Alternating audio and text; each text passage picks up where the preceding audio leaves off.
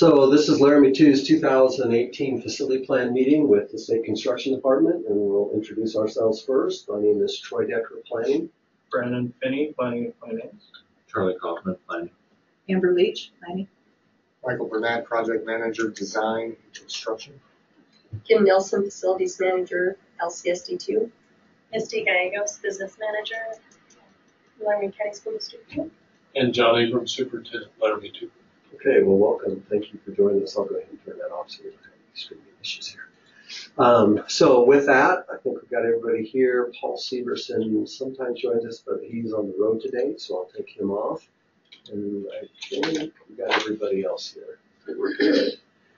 Thank you for coming in person. I think, is this our second in person? Second in First, R.C. Cates and what's the superintendent? Gene. Gene. Came to visit us in person. We're always excited when people come in person, because it's usually video conferencing. But you guys, I mean, if whatever, I mean, you're always welcome to video conference too. But it's nice to have you in person, so face to face.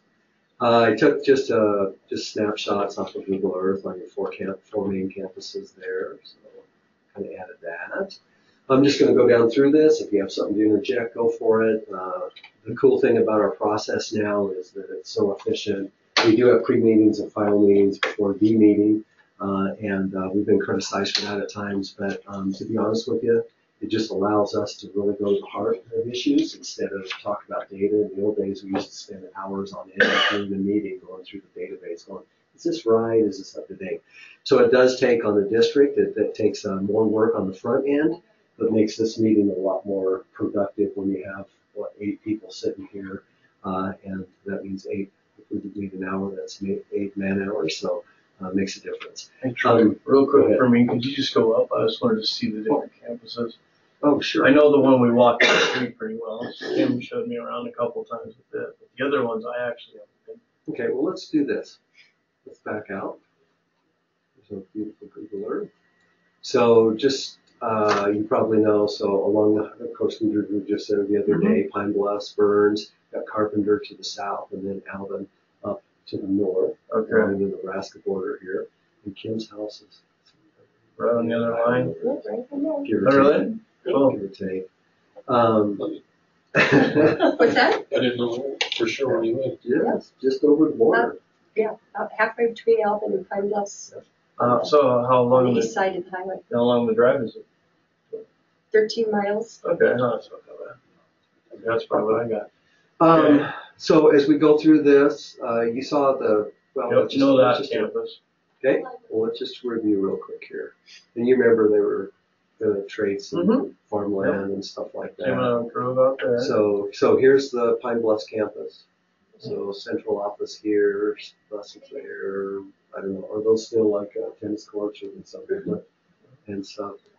With that, you got the new elementary here now. This is the old high school. Yep. They were using the swing space, and then this was the, this is the Voc Ed building and gym that's used by the K-12 campus. This was an older map. Yeah, this was the old, now it's the new. Yep. Yeah. And then this is the junior high school. Well, and then you guys own the RV park to the right, to the east, right? We do. Right. Yep, There. out there. Okay, Yep. got that. Right here? Yep. Wow. We used to only have like 3 trailers. Oh, no, there. it's, there's, It's really There's quite a busy, few yeah. there now. Okay. Okay. So you got And that. And that's still owned by you guys. So it is, but we are actively pursuing an appraisal so that we can put it out on the market. Okay. I know that camp is pretty good. okay, so there's that one. We'll go up to let's go to Alvin next. Which I kind of wanted to talk about a little bit about that bus barn today. So it's a good opportunity just to at least understand what's going on. So this is the elementary. This is the newer elementary built in. Okay. But anyway, and this looked like a multi-purpose room, and then there are classrooms and stuff. This is their bus barn right here. And there used to be some old houses, superintendent's house. Do you remember that, Kim? I know, I think he took this down just before I started. Demolished those. There used to be like a fourplex for teachers up there, and then a superintendent's. And then we got a bus barn, And then we have the old Alvin 60s. There used to be the old high school sitting here. Yeah. And just a beautiful building. And they kept the 60s edition. It's basically a surplus building. They got the gym. I don't know, it's a small computer lab. And I think you guys had Libraries last over year. there. Well, libraries right here facing. Yep. Yeah. And then Speech some, pathology, okay. ELL group is in there. And then this is the community center over here, right? The senior center. Which is right next door. But that's really, I thought, really good rules. Okay. You're over up there. Okay, over to Burns. So the Burns campus. All right. So the old the old high school slash, I think it was a junior high, elementary. They used to go to Hillsdale, and they moved them over to Burns, kind of consolidated it. Back in the 80s, I think, they built a school here, which was their new elementary at that time, with the old high school sitting here and stuff, but eventually tore this down, demolished it. This was taken over by the town of Burns. And I don't know how that adventure, I'm just kind of curious how that adventure is going forward, because district, we've got other school districts thinking the same thing, like up in Riverton. We have school districts like, wow, maybe a public entity or a municipality is interested, or a private ownership or something. And then we always remind these school districts, it's like, that's fine. I mean, it'd be great if you could find someone to take it over. Just do your due diligence and make sure that they have the financial ability to take care of that thing. Because for the next 30 years, everybody that goes by that recognizes that as a school. Right. Yeah, I mean, they don't think, they think, man, that's, in their minds, it's still a school building. And so even though they sold it, it's a reflection. Sometimes those entities are not able to financially swing it eventually. But they seem to really be strong in that, and I don't know how they're doing. But I think the sheriff's department has offices in there, oh, really? Good. so they get some income from that. Income from that. Okay. So nice little. To be honest with you, it really didn't need to be replaced from a structural condition point of view. It was really more driven by capacity more than anything, in my opinion. But anyway, this is the where they're going to have. I don't know. That's not the new one yet, is it? The new This is really old. field. It's 5 years. Yeah. So anyway, this is the junior high school. This is actually pretty close to the exact same design, built almost the exact same year as the Pine was. So this building and that, all three buildings, basically. Cool. Then you got a street here that eventually you guys now own, okay? Which it's so funny because the town of Burns was saying that during construction that was lower down, and they were all upset. Do you remember that? They're like, it's so much lower. So I went into Google Earth, and you do the date. You go back on the date and stuff, and I did. You can see the elevation, and then I showed it to them one day. It's like elevation 3 years ago, elevation today, the exact same elevation. And they're like, you guys, and so they weren't taking care of it. They were upset with us, but I didn't get anywhere on it. So this is the new elementary school, and it has the ability to be added on. I for sure this wing. Do you know, Kim, if that? I think just the north wing. This wing here. Mhm.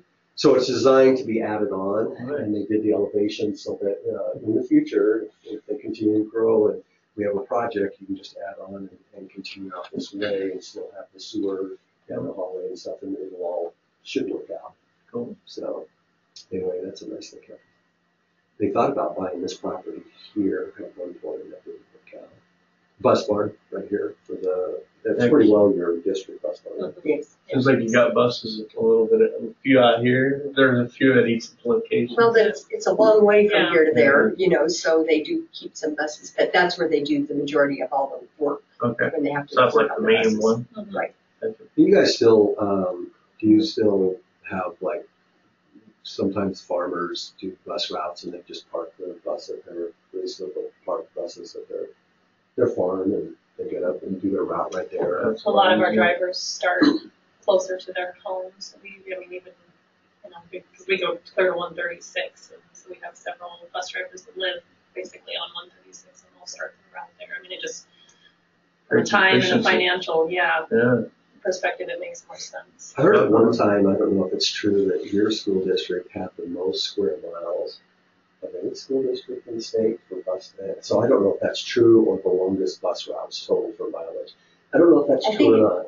Longest bus routes per student is kind of how it worked out. Okay. Like, there are probably districts who do more miles, and there are probably more districts, other districts who do cover more miles, but for the number of students we had the most miles per student. Because they have all that land. They're There's so like one kid on spread this out. ranch. Yeah. Mm-hmm. Let's go to neighbors. Yep. About 5 miles away, pick Yep. up one kid. Yep. Yeah. I should see that. Michelle Roscoe's house that she built. You guys know who Michelle is. She worked at Carpenter for you. She used to be from Laramie. Okay, so this is now the Carpenter site, and I couldn't remember the other day. I was thinking about this. I think you guys own up to here, right? And then they own basically up to here across. And then I think it comes right down here and over, and that's pretty well their land right here. This is the tower, the water tower to the town. This is privately owned though. Yeah, well, slip. They used to have a Boquet, place here when they had a high school. The high school I thought sat somewhere in here, but I'm not sure. Anyway, this is K6, right? K6, and here's a new addition they added on for size and stuff. They did. I think you guys did a new entryway, right? For security and gym and cafeteria, and then classrooms, basically, classrooms down this hallway. So really neat place. So much out there. Just people. People, the most important resource you have in the world. Yeah, there's not much of a town there. Yeah. But there's just- not yeah. there's not a town in Burns either, but it's our biggest school. So. Really? Yeah. Okay. You probably get a lot of students coming out of Cheyenne, do you think? We get a lot that are coming, from From south those of the estates, TA where they, yeah.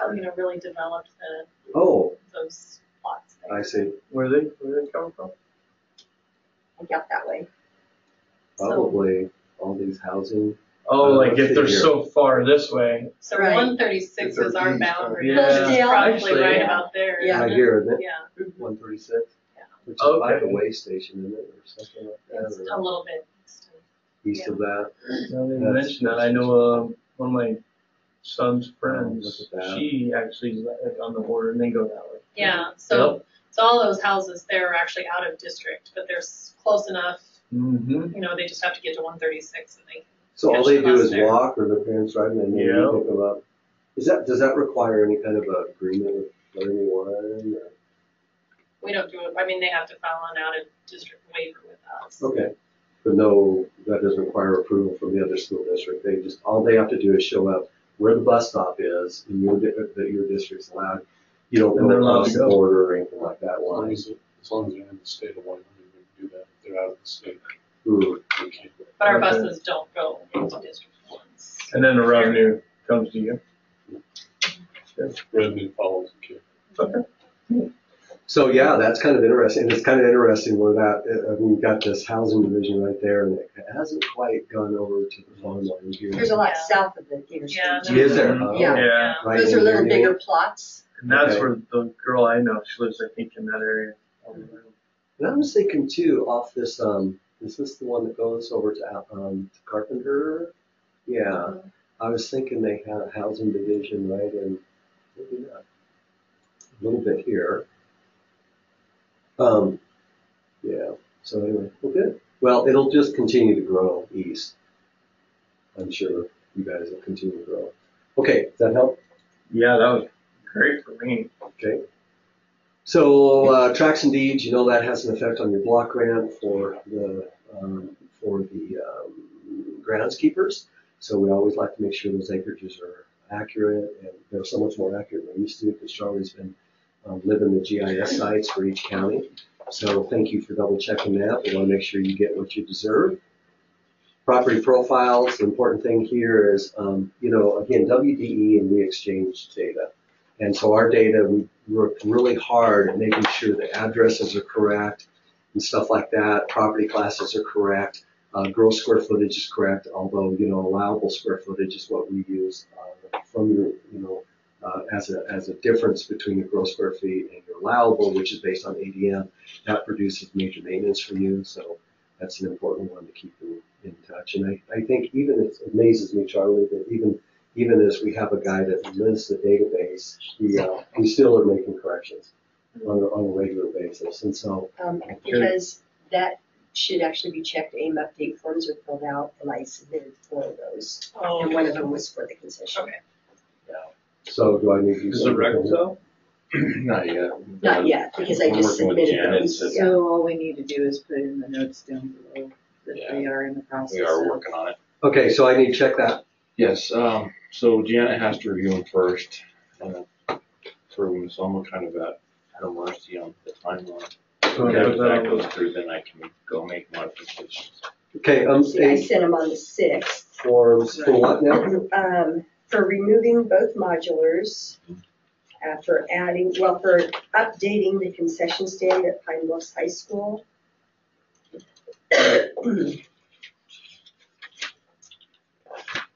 What's the first one?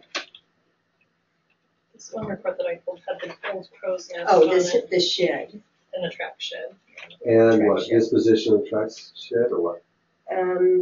No, we haven't disposed of the others yet. We'll be doing that this spring, but we did build we replaced it, we got a new Cleary building for storage at the high school track. Which High one? school Oh, track. Pine Bluff, okay. The new track, and it's a Well, track shed. And even this concession restroom seems like the old one. It's 60 Does it say years of date. disposed? Oh, no, it's still active. Well, that's weird, because I'm sure in Yeah. AIM it says disposed. Well, it's not disposed, it is still there. That's what, the electrical for the town Is and that the, literally yes, the old one? yes, it Gotcha. literally is the old one. Okay. Yeah, probably should be called something besides concession, because it has nothing to do But with then do they concessions, have anymore, it's the an new electrical building. concessions on there? Sure. What's the name of that one, real quick? I can check it out. Let me add this to the test. I think it says Burns High School Old Concessions. Oh, yeah, And here's the it's- south. It's gone? You're saying? It's not No, gone, it's it's just not. not a concession stand. Remember, we just had to don't keep use it it. because all the electrical for the irrigation ran through it. When we built the new concession stand on the south side, there was that old building sitting on the north side, Mhm. and it was full of all the electrical for the irrigation. And it turns out not only for us, but for the town. So they now have their own key, but it should be called like an electrical building instead of old concession. So It's I just will update, I'll just confusing. update the name. And then But it didn't go away. It had the That old one. crow's nest is demolished, but I don't see the new. Does that matter? Concession That one hasn't been entered in yet. to, I know the pictures are in there. Charlie, check the change name from old Yeah. concession to Electrical building. electrical. So what we'll do is we'll continue getting those cleaned up. That's different. Charlie. And then I also didn't know about track storage environments. I thought, I'm sure I turned that in last year. But I can't tell you that I remember if it was updated. I don't see any dates with the ones that I have. It may not be updated here, but the paperwork's been turned in. What's the next one? Track storage building in Burns. So we need to get that one. Track storage, I need to go dig and see if I can find the paperwork. so change the name. Oh, No, it was a new It's a new building when we building. built when we put the new track in. Did you send that one to Janet? She did. I don't remember if it went to Janet or, I don't know, I'll have to go last year look for it. sometime. So add new, Yeah, it's If you Track can't building. find it, let me know. not. Have these already cleared? That's what I'm saying. I don't know if that will clear Janet or not. Okay. So I have to go How find about the commission? The commission need to be involved in any of this? new buildings? Not if they build it with district funds or these ones, or then it's. Yeah. It's just. Then, yeah. Well, Is it an acknowledgement. enhancement It's an acknowledgement? acknowledgement. Yeah, we gotta do that part. So I So, can give that to Michael. so you guys submitted your There- acknowledgement sheets to Michael? Yeah, No, not yet. Okay. we'll work on that. Got it. So both of those buildings?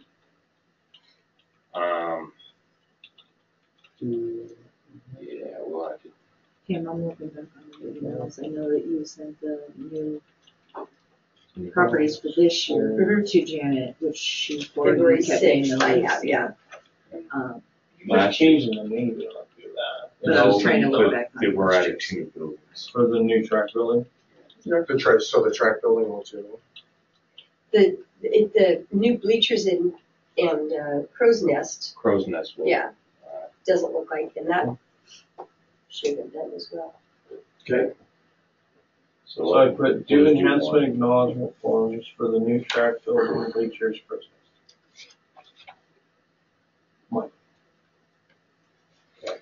Okay. And those would actually not have been last year, but even the year before, 2016. It's like I need to do some digging. Which is okay. If you don't find them, let me know. I got paperwork, I can send it back. Okay. Cool, I got it, logged in. To-do list. Okay, And then there are several storage sheds on the Pine Bluffs campus that will go away this spring. As we get finished up over there with the last of the hail damage. The buildings get torn down. Well, they're gonna go away. Are they shipping containers kind of? No, they're little wooden Oh, sheds. Frame built. But replacing the roof was gonna take more than what the building was worth, so we just Really? put up a larger one-piece building and we'll get rid of all those little sheds. So that way it address next year once the work's done and that facility plan. And update to that. okay, All right. let's have this next fun discussion here. Moving of a scoreboard, is it an enhancement or not? Field enhancement. So describe your move. We moved it from the This is Burns? northeast, yeah, we moved it from the northeast corner to the southwest corner. Basically, I mean, it was always an issue of the sun going down. I was It thinking was wind, shining right on that. but yeah. No, that really didn't. No, it was up on that corner, and the sun, as the sun. Right here, right? Yep. Okay. And as the sun went down, it shined right on the scoreboard. You couldn't Yeah, see it. So we turned around and put it on the other corner. Right here somewhere. Right, as part of the track renovation. You guys paid to run, like the wiring stuff, did the Conduit. infrastructure, but the actual moving of the scoreboard, which came in $9,800 or whatever that was we paid for it. Okay. And paid for it in capital funds. That is, But it shouldn't really be an that enhancement. is for sure an enhancement. To move it. We How kindly can it disagree. move? I mean, it's like there's nothing physical to declare this is there's no square Yeah. feet. I mean, there's no. I just wanted to say scoreboard's that. not I just wanted to say that to you. I know you did. But I want that fixed. Okay. And I don't know how it would affect anything other than I don't want somebody to come back at some point in the future and say, you've got a $9,800 enhancement sitting there. It's like, I Really? don't. Yeah. Well, it's Because the kinda- scoreboard is not an enhancement. This kind of brought Right. up, it kind of brought up an interesting thought in my mind, and that is, we do these enhancements. And then within the enhancement form, there's a place, state statute requires that the upkeep of that, building or enhancement stuff needs to be accounted for within the enhancement itself. The accounting. Yeah. Okay, got it. And, every time they spend money on the upkeep of that building or that enhancement, we don't come back and do a new acknowledgement form. And yet it's expenditures that are outside the adequacy standards by the district. So I mean, to be fair, I mean, there's sometimes these grayer lines of, is this just taking care of it, or is it an improvement, or, whatever. So, it's certainly not worth fighting over. So whatever. But it's something that kind of stretched me in my understanding of enhancements and, what do we report, what we Because it's don't not report. a tangible. Yeah, there's no Yeah. tangible That's thing. why it's Yeah. different. Okay, so you're repositioning it. So, at first I'm thinking, yeah, it's an enhancement. And then I thought, well, or is that just part of, suitability of its location? So anyway, let's So just you'll remove roll on. enhancement? What's that? You'll remove Is it listed enhancement? as an enhancement? It is, It isn't it? is. Currently, Yeah. I gotta go. Well, fix it's the just listed in this. It says. In this, yeah. I can't read that. Can you blow that I up know. real quick, Troy? I'm sorry. Which what? The enhancement. Oh, this right here? Yeah. So I need to figure out what I need to do on my end. So, Which one is it? cooling, Increased size of. no, it's the last one. Yeah, it's last It one. is The addition of 2 lanes is an enhancement. Right. We agreed with that. Yeah. But relocation of the scoreboard, although it was a cost borne by the district, should not be listed as an enhancement because it's just a location change. It's not there's nothing physical to associate it with. There we go. Yeah. Thanks. Thank you, much better. Yeah, we're all Addition of going 2 like, lanes what? on the track. And then relocation of the scoreboard and construction costs. Okay, yeah. Yeah, so So, that 9850 was a cost borne by the district, but should not be so I need to. listed as, eliminate that. as an enhancement. Once you just, there's also the relocation of the scoreboard, construction cost of $98.50. Can't you just take that out? Yeah, I have to go in the back end with Jody to do that. That's the problem I have to do, so. So, The authority to go. whatever, guys, I mean, I'll it's not a take big deal. If you want it out, no big deal. I'll remove it. So, okay. All right, we're done with enhancements. The other day, tell me what you think about this. The other day we were talking about, Dell was talking about, maybe going to every 2-year facility plans instead of every year. So, and then we were thinking, well, you know, we get in these conversations today and we still have the same, but it's not as if you can't have these conversations on an off year. And then the next year you have you know, you can still have these conversations. I was thinking about if we want to do something like that, and I don't know how I feel about that yet. I mean, whatever. I mean, it's, there's positives of not having it every year. There's positives of having it every year. But if you didn't have it every year, I thought at least you would offer for school districts that wanted to have one to actually come in and have a facility plan if they wanted to on an off year on a general session. So Troy, one thing that comes to my mind is do your revenue that's coming in, stuff we share with like Jed and stuff. Mm-hmm. I was thinking on your side, if we don't have it right and accurate and they're going on dated stuff, that could affect your revenue. Okay. So that, if I was in your shoes, I'd be like, well, Well, and not only their shoes, our shoes, because if we're providing them with the wrong square footages and the building is no longer even in existence or something, you know, and how many buildings, it's amazing how many districts sell land or buy something or sell something, and you're like, 2 years later, you're like, I mean, you're checking GIS sites and it's all of a sudden, and the school districts don't even know they own it, or don't even know they disposed them, because you have new business managers coming in. What history do they have? Mhm. You know, other than written It records? wasn't there when they got there, so Yeah. how did they know it went And away? so you're right on that. I mean, a lot I of was thinking of times. revenue and money. You'd be surprised how many people look from the beginning of our meetings and all of a sudden walk in here and start having another discussion because now it's on the front of their minds. Collectively, right? I mean, everybody's sitting around the table discussing. So anyway, just. So the biggest problem I would have, from my perspective, is going through all these work orders, trying to remember which ones are current to this year, and so we're still gonna, because this From 2 happens. years ago. Yeah, from 2 years ago, because the fiscal year ending on June 30th, it's like, no, wait a minute, I can't go back and tell you to close that one, because they're probably, when I do my 680, Yeah. I'm gonna need to put some funds to that. that's So right. to do that 2 years out at a time would be really good. I think that there is going to be a benefit because we've only done it, to my understanding, the last 2 years when I came on board. And if you would have seen the sheets from all districts last year compared to this year, there was a lot hanging out there that was not addressed.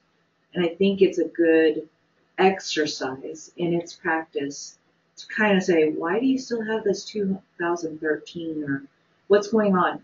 And kind of refresh yourself to even evaluate it as a manager, as a facility manager. And Well, even little things like, yeah, it'll get the better. Burns High School track and field buildings have been there for now 2 years, but they're still not reflected in this paperwork, so. Good, all right. Well, interesting discussion for the future, I guess. Appropriations, so it looks like we have, let's see, 1095. That's still some money left in there, but it says, you guys said Burns High School sports field 100% complete. Okay, Pine Bluff's 99%. Okay, so I said on this one, 1095 complete, remaining funds to be reverted. Everybody agree with that? Good. 1096, you guys are still in warrant. Silence is agreed. More to, yeah, we still have change orders coming. Okay. You guys got a ways to go on that one. There's a lot of Okay. paperwork to go. Okay. I'll just say project, still to remain open. That word. What about the track? No, the Federal Sanitation. It's- Oh, it's 1095 is the track. Okay. Right, which is So it's kind of interesting. You know, we were talking to another school district just recently, and they had some appropriations they hadn't used for like 3 years. And, you know, from our side, they're going, oh, you know, we'll spend those in the next 2 to 3 years. And we're going, wow. Because the legislature is looking for money. I mean, they're looking for money. And so they even have a bill right now that was proposed to revert monies quarterly. And we're like, that's too quick. That's too quick. And that's what Brandon told them, the Joint Appropriations Committee. He's like, you know what? We go through a formal facility planning process. Everybody sits around the table, talks, and then we come to full agreement of whether money should be reverted or not reverted. And then we don't prematurely revert money. And then what do if for some reason you shouldn't have done that? It's gone. It's gone. So yeah. So anyway, and then we had a legislator the other day basically asked us what monies are available because they're looking for monies to do something for the state. And they're looking for tens of millions of dollars. So all of a sudden we're looking through like, hey. So these monies are pretty important. But anyway, we'll remain that one open. 1095. Which one is it? 96, leave open. 95 is the first high school track. Okay, better have those. changes. Retainage? And that's all done. Yeah, I think so. On track. 96, leave open. Or is it next year? That's the new elementary. Wow, there's a ton of points sitting there. Yeah, we have a long way to go to actually financially wrap it up. Yeah, something's off. Or we you're not just done. we just got the B11 came through, so we have to do our final change order and then close out with Ray, which is going to take a while. We have a few FF&E items still. Okay. You're good with money though? Yeah, in theory. Wish we did. Okay. So by next year, hopefully we'll have When's the 11 month solidified. start? Or Substantial completion is November November 27th. 27. So won't be till October of this year. Okay, lots of discussion there. Let's go to security. Michael. Can you scroll down just a little bit? What's their budget left there? 75. 70. Yeah. I'll just leave that one. So then this is just kind of a recap for some people, new information for others, but the original funding was out of the 2014 House Enrolled Act, 56, it was $9 million. The funding projects were defined in the 2015 Senate Act, 89. The most cost-effective elements to provide school security to a uniform level statewide. Additional major maintenance funding through House Act 12. So typically with major maintenance, you can't add any new system element or component. So what this act did was it allowed up to 10% of that major maintenance.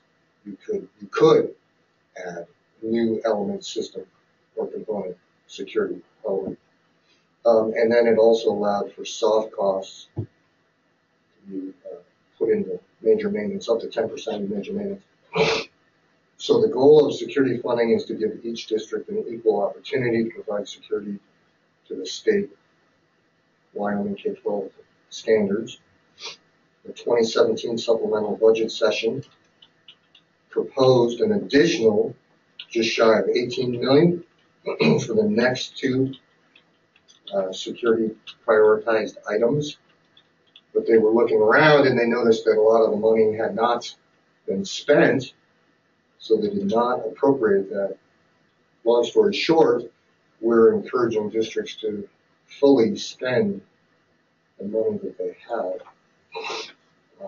And those you guys have done a pretty good job with that. Do you have any plans for the 75,000 that's still remaining? Yeah, my headache is just figuring out how to get it to move around. I mean, I wish they had done this differently. They should have made it a pot of money, and here's the list of things you could, and here's the list of things you can spend it on, because to move, there's $451 left over there, and you gotta move that, and there's $6,000 here, but I can't move $3,000 of it, I have to move the whole $6,000 of it, and then when I wanna come back and do a little part of that, I gotta move some money back into it. It's a pain in the rear. Really, really a pain, and it's just so convoluted that I'm having trouble figuring out. So I know how much money I've got, and I've got projects, yes. I mean, one project we want to do is we want to do a secured vestibule at Burns Elementary. We want to change that so that instead of the pass-through window, it comes directly into the reception area, and that reception area then it becomes secured. So we need 3 new proxy doors and a doorway coming into the reception from out of the vestibule. I'll have to work up some plans for that. Do you have a rough cost? I put 30,000 on it, but I'm going to be surprised if we can do it for that. And then we can close and sweep those that we're not going to do. The caveat on that is it's not guaranteed that that'll be refilled. I know. I mean, that's the problem, is when you close a little bit, can you put it back into it? I have a project to do that. It's the way they set this up is bad. So if they do it the next time, then you do it more of a block grant, and here's the list of things you can spend it on. Okay, so the secured vestibule Burns. Yeah, that's my big thing. I still have a couple of proxy doors, probably. But exterior door locks, I mean, that 18,000, it's going to have to go somewhere else, because my doors are already, my door locks are slow. We know that when we came to visit and try to get in. Yeah, I mean, the districts moved forward before this appropriation got there, and we just had a lot of this already done, so. So that's my biggest project probably that I would put forward to this. So let me ask you this, because we were talking about it on the way up here. Are we required, because it's a component type level product, are we required to have an architect on board, or is that something we can just? No, not necessarily. There are some things that, for example, like point of entry or locking systems that can be designed, if you will, by a vendor. Mm-hmm. So no, you don't have to. Okay. Because it will require some structural changes. Well, that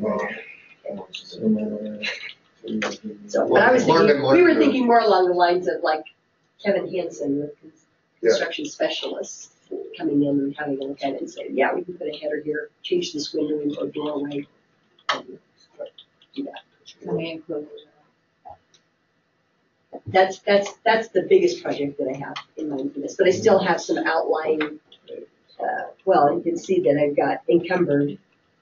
I've got $9,000 worth of doors that still, Long Technology has been very, very slow on. So we still have those to go. But I will figure out a way to spend it. That's good, legislature would like that. I'll do my darndest. But I mean, to be fair to districts, this is very complex. And then then the question is, who do you call in to help you figure out how you're going to do it? And especially, and you guys, I mean, you're what, 30 some miles, 40 miles to go east. And then bidding it out and getting somebody to actually go there. Right. Plat 2 couldn't get anyone to bid and do the work. Right. You guys are close compared to some school districts who are rural. Right. So, yeah, that's right. Okay. Kim, you did make one comment I put down here. Copy the funding pot / bucket, quote unquote, similar to the land budget for security projects on the next phase of funding. I just wanted to ask you, so what I do, or what we have is like, say you need some land or something, there's these buckets. Maybe on security, we had one big bucket, but within that it had prioritized by, funding allocations by district. Mm-hmm. And then you say, hey, I need to do this vestibule. We then debit and credit that project as we go to work within. Would that be more? I'm trying to think of flexibility. So you're not automatically pinned down. Yeah. Well, this looks fairly simple, exterior door locks, but that's really broken down into like 10 different 10 little mini projects, and each one's got a little line item. It's got $1,000 here, and it's got $872 there, and it's just like, because it's specific to every single building, and it's ridiculous, because it's like, I already put locks on that building. I would have put more locks over here on this building, so. And we fund it just needs to be more of a district oriented. Right. Yeah. And then as I understand that, as we move the project forward, then it has to come to a building, but then it can be brought down. But to have to move all these little pots of monies constantly Right, and around then to all of try a and get to sudden- a project Yeah, makes no and then, sense. you know, and then you're going, well, yeah, I mean, we need the money here, which one do we take it out of? Right. And if we haven't fully defined that scope, Exactly. then we're endangering that portion of the project. Exactly, because that's And what they that keep may- saying is, no, you can't just borrow 3,000 Huh. from it. You have to empty that one So, and move it. And it's like Okay. that's the one that really doesn't help. That's why, Now I've left that to be zero. It looks like we're done there, but I might come back and still want to do something there because I still have money left. And that'll get assessed in the future as well. Yeah. so, So that's where it's the most difficult, I feel like. well, unfortunately, we won't have any money coming in to worry about it soon. But I think there's some opportunities for improvement there. Or like you're talking about, you can debit and credit back and forth. I mean, that solution would be kind of a middle of the road versus just a complete block grant. Yeah, we hold it in there, and then when you get a contractor, she says, hey, it's 35 grand for the vestibule, and debit it and credit and it. apply there. it to these, Yeah. and it could even be broken out between the different elements, right? Mhm. What, Yeah, there's gotta be some, Easier way to Yeah. do this. my simplistic question. first time we went through it, sorry. You know, so no one knew, they probably just like, oh, here's the money, Mhm. set it up. Yeah, they think Well, it of was the based on that implementation of very, it. very defined system that FDA had for Mhm. assessing. Yeah. And so that's the way they brought the money forward. It's like, oh, that just doesn't, Practicality. practically, that doesn't work very well. So, my question is, why can't that happen now? Yeah, Why why can't can't it go into a general pool for these elements and then start dialing it out instead of the reverse? Yeah, because you do it now anyways, just to encumber it, right? Mhm. Normal process, contract, you get to do it out. Yeah, but Yeah. I mean, that's what you're saying would be that, you know, JJ would basically Sweet. put all that into contingency that would live within Yeah. Laramie 2 Right. and work from there. But Yeah. he's not doing that. Yeah. Well, we Because probably- that's been a big holdup. It's been months, and it's like, I have these couple projects I want to do, but I can't figure out how to go and take which one of these little pots I need to steal from to get it into the bigger pot, and I just haven't got it done. I mean, I've just been too involved with what's going on at Pine Bluffs Elementary to get moved in, and it just hasn't happened. Okay. Doesn't mean it doesn't need to happen, it's just that I can't wrap my head around which pots I want to empty and then take a chance that I can't refill Well, them. and then sign your life away that says, oh, by the way, we took that money and You may, forever, Yeah. you may never get replenished. on that. forever, you know, I 100%, claim yeah. that I will not come back and ask Yep. for anything, even though after you finish this project, you go, oh, that would have been the next priority Right. by far, and would have protected the children the best and the Yep. staff. And so, okay, something Well, to and think about. I mean, things evolve too. I mean, you know, so it may not be a next, I mean, it may be at least worth exploring. Yeah. Can it be actually simplified now? exactly. present Yeah, funds. right now this 74,000 could just put this into a contingency fund. I understand the list and I understand Yeah. that Michael has to approve anything that I do and it has to conform to this list. But let's quit moving around these little tiny pots of money and just make it simpler. Cool. Now The whole- to a project. The whole goal is to spend the money and Right. make sure children and staff are safe, right? Right. So anything we can do now to do that, and if it's convoluted or it's unnecessarily complex, is preventing that, then we're really doing the opposite of what we're trying to get districts. And a big piece of that too is the threshold, right? I mean, you have to know that you want to close it all out Mhm. and take it to zero. Right. You can't leave any in there. That's That's difficult, also, that's right. just the way Paul and JJ set that up. So, but that is a difficulty. It makes it stop. It's like, but what if I need to come back and put, you know, Right. Yeah. something Right, over because, here. Then yeah. now I've zeroed that out. And so, and I think you'd find, especially on those districts that maybe haven't spent anything, that's what they're struggling with. It's like, I've only Right. got $2,100 to do this, but I need $3,500 to do it because time has passed, you know? Well, you And it's gotta like, figure that now what do all I out. do? And they Yeah. just do nothing. It's just like, it's just too much. So, So yeah, what it's saying is you have to figure it all out on the very front end, Mhm. and I hope you don't have any mistakes. right. Because if Yeah. not, you can't correct it. Like, okay, that's good.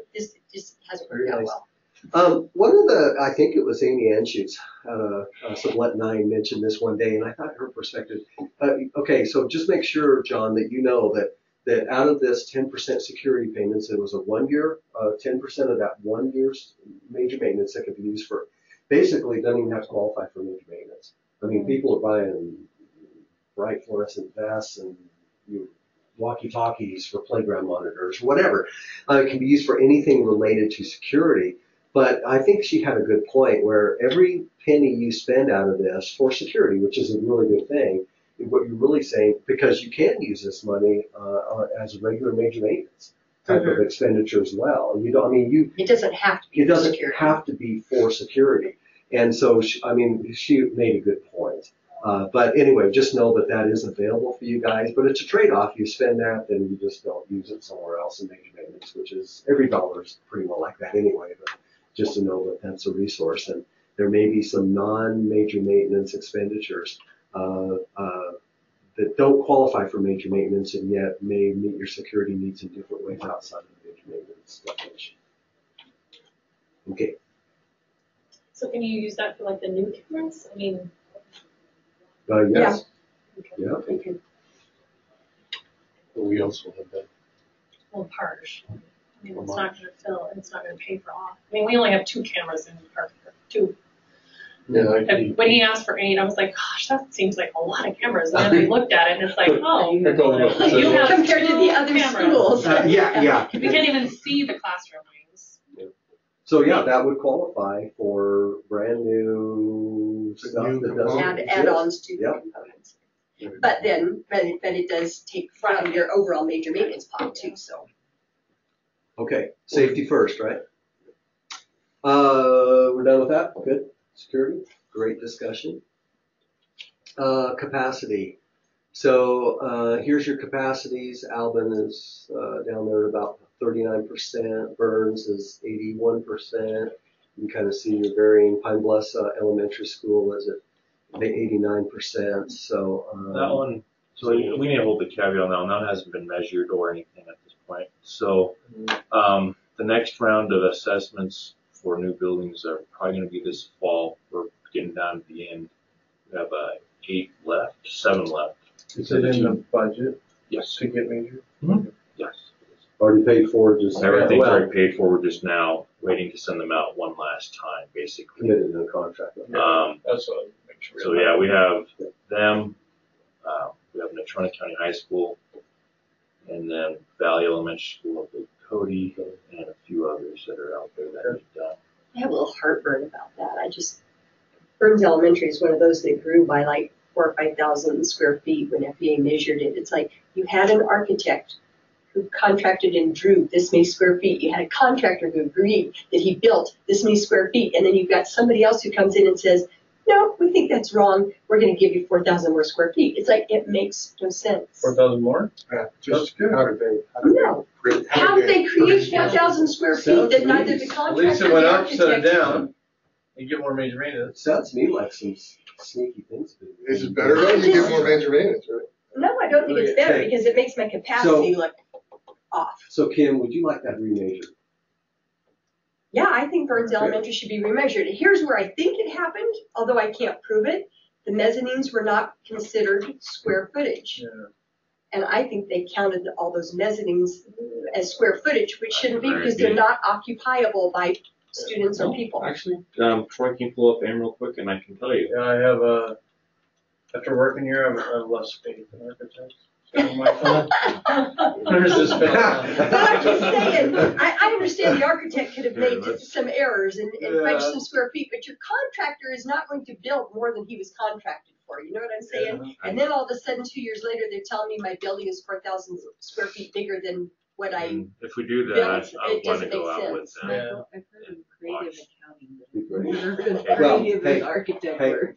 If they do that, you're going to shadow them 100% of the time, right? You're going to be there.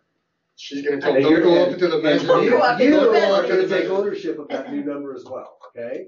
So I don't want to just independently run out there and you're like, well, it didn't change. I want you to be there, walk through them. If you have any questions, any Depends on when they challenges, come. okay, We'll we'll schedule schedule according, okay? So, but you know, this stuff costs money, right? I mean, it Right. does. I mean, it'll cost us probably $5,000. $5,000 to go out and remeasure that. So, and we're willing to do that, but I just want to make sure it's done right and everybody's sitting at the table. I mean, but do you not agree that that's weird? That in 2009 I built this many square feet, According and to then Brandon 3 and years later architects, it no, it's suddenly not weird was at all. bigger?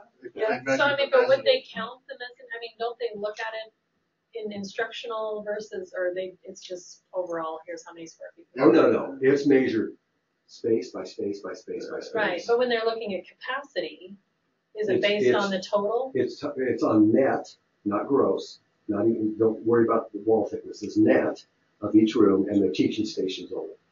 Right, so I mean, even if they measured the mezzanines, those shouldn't be included in the teaching stations, which shouldn't affect the capacity. It won't affect capacity, just Go up a affect the little gross bit, square Troy. footage. Right. But it, So I So mean, is it she put- worried but it about did the put the capacity or capacity about the square footage? Well, The biggest change in your capacity had to do with our methodology change in June. Instead of, Go so, up to that one where she was talking. you want me to go to your spreadsheet? yeah, let's go talk about that a little bit. Kim, is it the square footage or the capacity? well, it both, because one affected the other. but if they're saying that maybe it was the mezzanines that weren't measured, those shouldn't Those impact the shouldn't, right, capacity. those Shouldn't won't, have. But no, those won't. But the capacity did change. But he's saying the methodology changed. The methodology changed in June, if you remember. Yeah. That's the biggest Capacity. change. Yeah, that was the biggest change in your capacity was the methodology Are change. you hiding that list or is this it? Or is that it? That's it, you just gotta go Yeah. all the way down. Okay. So this is not what I'm looking. No, you wanna go to AIM, let's go to AIM, let's pull it up. Okay. real quick. You I'll wanna show look at the how to- location report, right? Correct, I'm gonna show you how we do it. So that way, no, it has nothing to do with the mezzanines, just Put that there. that has nothing to do with it. It's all based on teaching stations, especially in elementary schools. And this is important. We get this question a lot, and so it's a good thing to explain. So go to location info. All where you get that. right, let's go to Burns. So let's start with 2.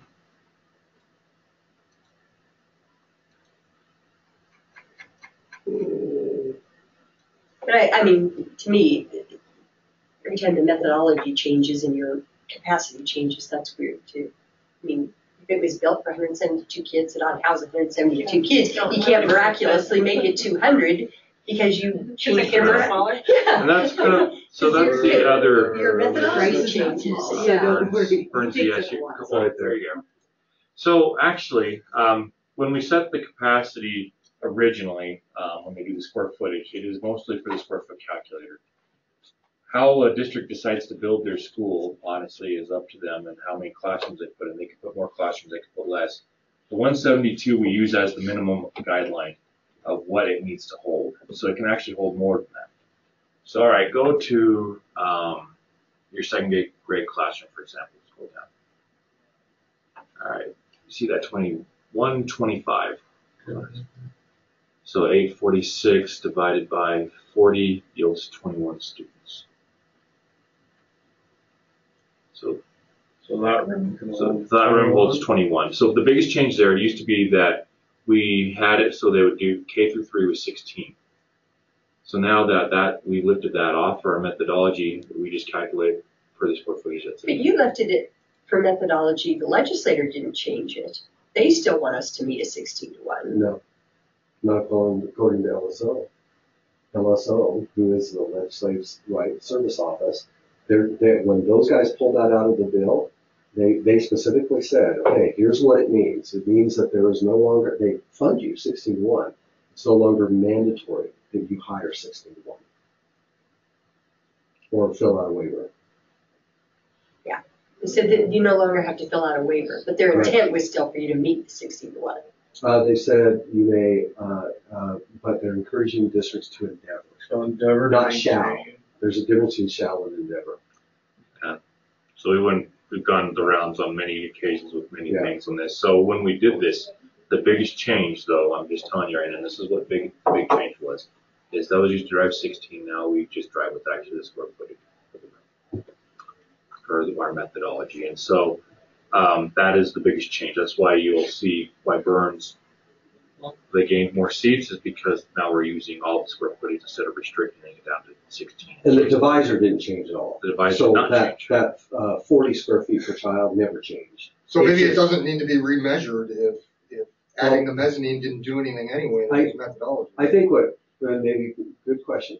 I think that what I'm hearing you is overall you feel like the building wasn't accurately measured as a whole, but you're not sure where that inaccuracy is. Exactly. So I don't think she's necessarily I don't think you're. Because I'm not going to go in and look at the assigned storage and say 49, I only get 48, make them change it. I mean, I'm not gonna go through and measure every one of those spaces Right. individually. You're But when saying, it came out to Right. be thousands more than what we thought we built, it just seemed a little out of whack. And that's the one building I had the biggest heartache. So, The so others that's, is just like, whatever, they measured it, I'll go along with it, but so that's how we do the capacity by that. It doesn't have anything to do with mezzanine, it just has to do with teaching stations. So if they remeasure it and it comes in less, your funding goes down.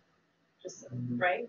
no, not necessarily. It's based on ADM. Yes, sure, based on. So- Major maintenance, Yes. it's based on ADM? Yeah. Yeah, major maintenance isn't based on square footage either. let's say this is your building. Your and then overage is based on square footage.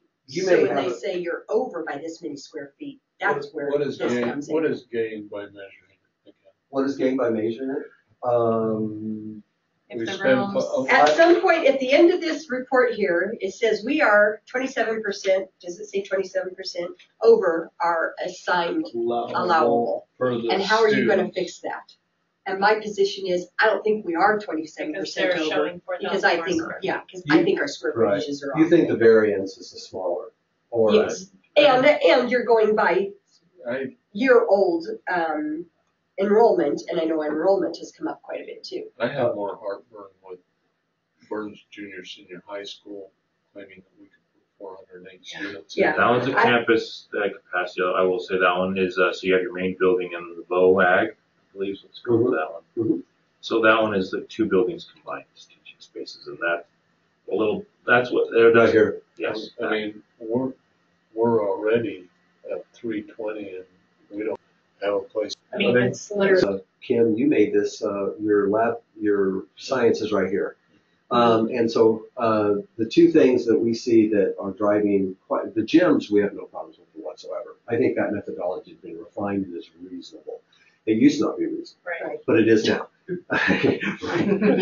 Unison. But what Kim's argument is if you have a classroom on the front end of your science room and a lab at the front end, and you're telling me we can hold 50 students in there, she's like, well, we only have one teacher. It's only a classroom divided into a classroom instructional space and a lab space. Right. So why are you telling The me I lab can space hold? can't drive its own capacity. Right, and so that's one thing that I think that we should, during adequacy standards, have a very robust discussion on. The other thing is the same concept as in your voc ed.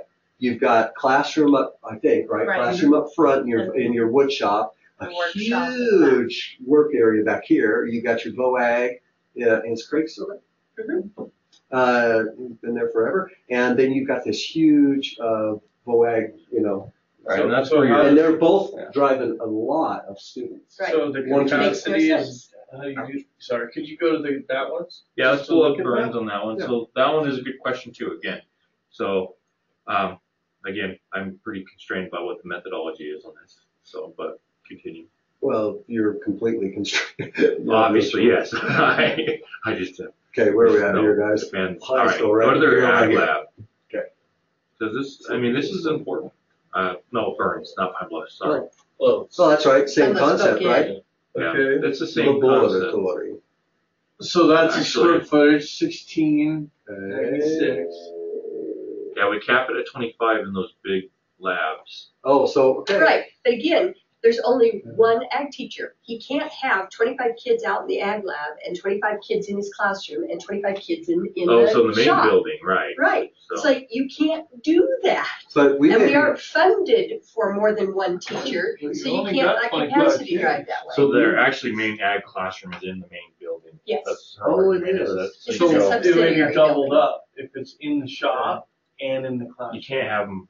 You Okay. can't run And- 25. yes. So let's go look at the pieces. classroom. I just want to get my head around. Yeah. So I understand. So that's Pine Bluffs, but it's the same, it's the Yeah. same, same same thought. concept. Tell me if you see Where's it. the classroom? It is, excuse me. It's under, Laboratory, Laboratory. 108. no, because No, it's a it's different full. building. You're looking at the high school. I need to look at the high school voc ed building. Well, I thought you said that the classroom is in the, The classroom is in the voc ed building. okay. Oh, so the classroom is okay. So that's- Excuse me, that was my. So then it said So that 2,000 voc ed square building- feet. So the voc ed building is driving all this capacity. There's only 2 teachers. And I understand it's got a lot of square feet, but there's still only 2 teachers. So it can only really, the program can only drive 25 students at a time. But what you're saying and what That's right. Okay, that's right. That's Burns, We'll but try this. we'll try. We'll hope for the There you best. go. Now you're on the Those two? vocational. Yeah. Okay, Is it T109 and D101? So basically, those are the here we go. those are the workspaces. So those are the workspaces, right? Right. But the 50 classrooms are students. also, the classroom is also driving at capacity, right? The best teller is you have 11,000 square feet in that building and you have 2 teachers. Right. 2 teachers in an And we're elementary claiming school. 4 teaching stations. But you can claim 4 teaching stations, but you really can't. And even Teach if, 4 teaching yeah. stations with Right. 2 teachers. Yeah. I mean, it's And just not so possible. it just throws your capacity so out of whack. When I see it on this that it says Pine Bluffs and Burns High School are at 42% capacity and 81. or 75% capacity, it's like all you have to do is walk in the building during school and you realize that there's a flaw in the way that's being computed. And as to whether you remeasure the elementary school or not, I just don't want to spend $5,000 if it's not going to change anything. Yeah, if it's not going to change anything, I'm not going to. I've accepted it. I've signed off on it. I just find it odd. So notice that here's a victory we had though, and it just takes time, right, guys? Right. Like your gym was 10,000 square feet, okay, and that gym At used one to. point, you drove, We were dividing 50 it by and even 200 square 75. feet, right? yeah, So So you go 10,000 by the 200? yeah. Okay. At one point they said every quarter the gym would hold 25 kids. That'd be 50, nice right? but you have one PE Well, teacher. and the One, same, and the you same can't have more than logic, 25 in there at a the time. same logic applies in the So that one's good. So that's the I next. think we're all happy So about that. drive 50 kids, and now you capped it at 25. So See- you'd come up with Yeah. something similar to that model. Got it. So the If you have vocational a- education space, I think, is kind of another one of those, and the biology, Okay. chemistry labs. And at one point we looked at Burns because they're so overcrowded. It's like, okay, can we just take the labs away and make it into a classroom? Yeah. But then where do you physically go to do these chemistry experiments that require this specialized equipment and specialized stations? It can't be in your classroom. So you say know? the classroom and the lab is capped at X. One teacher. One teacher. teaching station. Well, One teaching Well, station. The that's whole 20 thing should be a teaching 25 station, not two kids, separate ones. when in theory, you could be 50 kids. But if Right. but if the capacity is 200 more students and you got 200 more students, wouldn't you hire a second science teacher?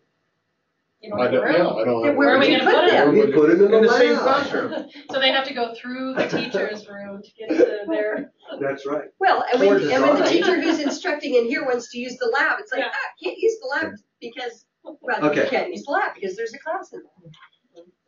Oh, You know, you're again, and I think that'll be a good discussion for the next go around. And I think there's some. I think you're definitely not alone in that.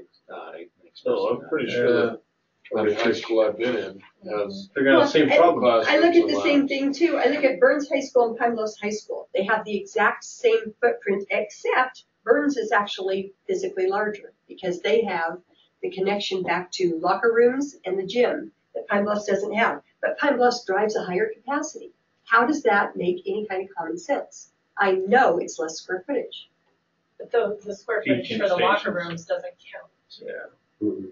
Right. Just as teachers. However, But, I did but the believe- two buildings are mirror images of one another. They're exactly the same number of classrooms, exactly the same size classrooms from one building to the other. How does one building drive a higher capacity? That doesn't make sense to me. I did hear a really good argument about crow's nest as an educational classroom the A other day. crow's nest. Yes. Yeah. Because they're, Don't go there. because they're communicating, they have a class, what is it, an audiovisual class or something, and they use that as an educational That opportunity. sounds like another LCSD too. That's under the state. They know what they're doing over there. So, hey, I mean, I'll be all for Do we arguments. count that for capacity? Look, The crow's nest. absolutely not. You can use it for everybody. Okay, so, let's get back to this and, That was this, good for me. No, this is great it's discussion. a great discussion, and it's something that you're definitely not alone in that.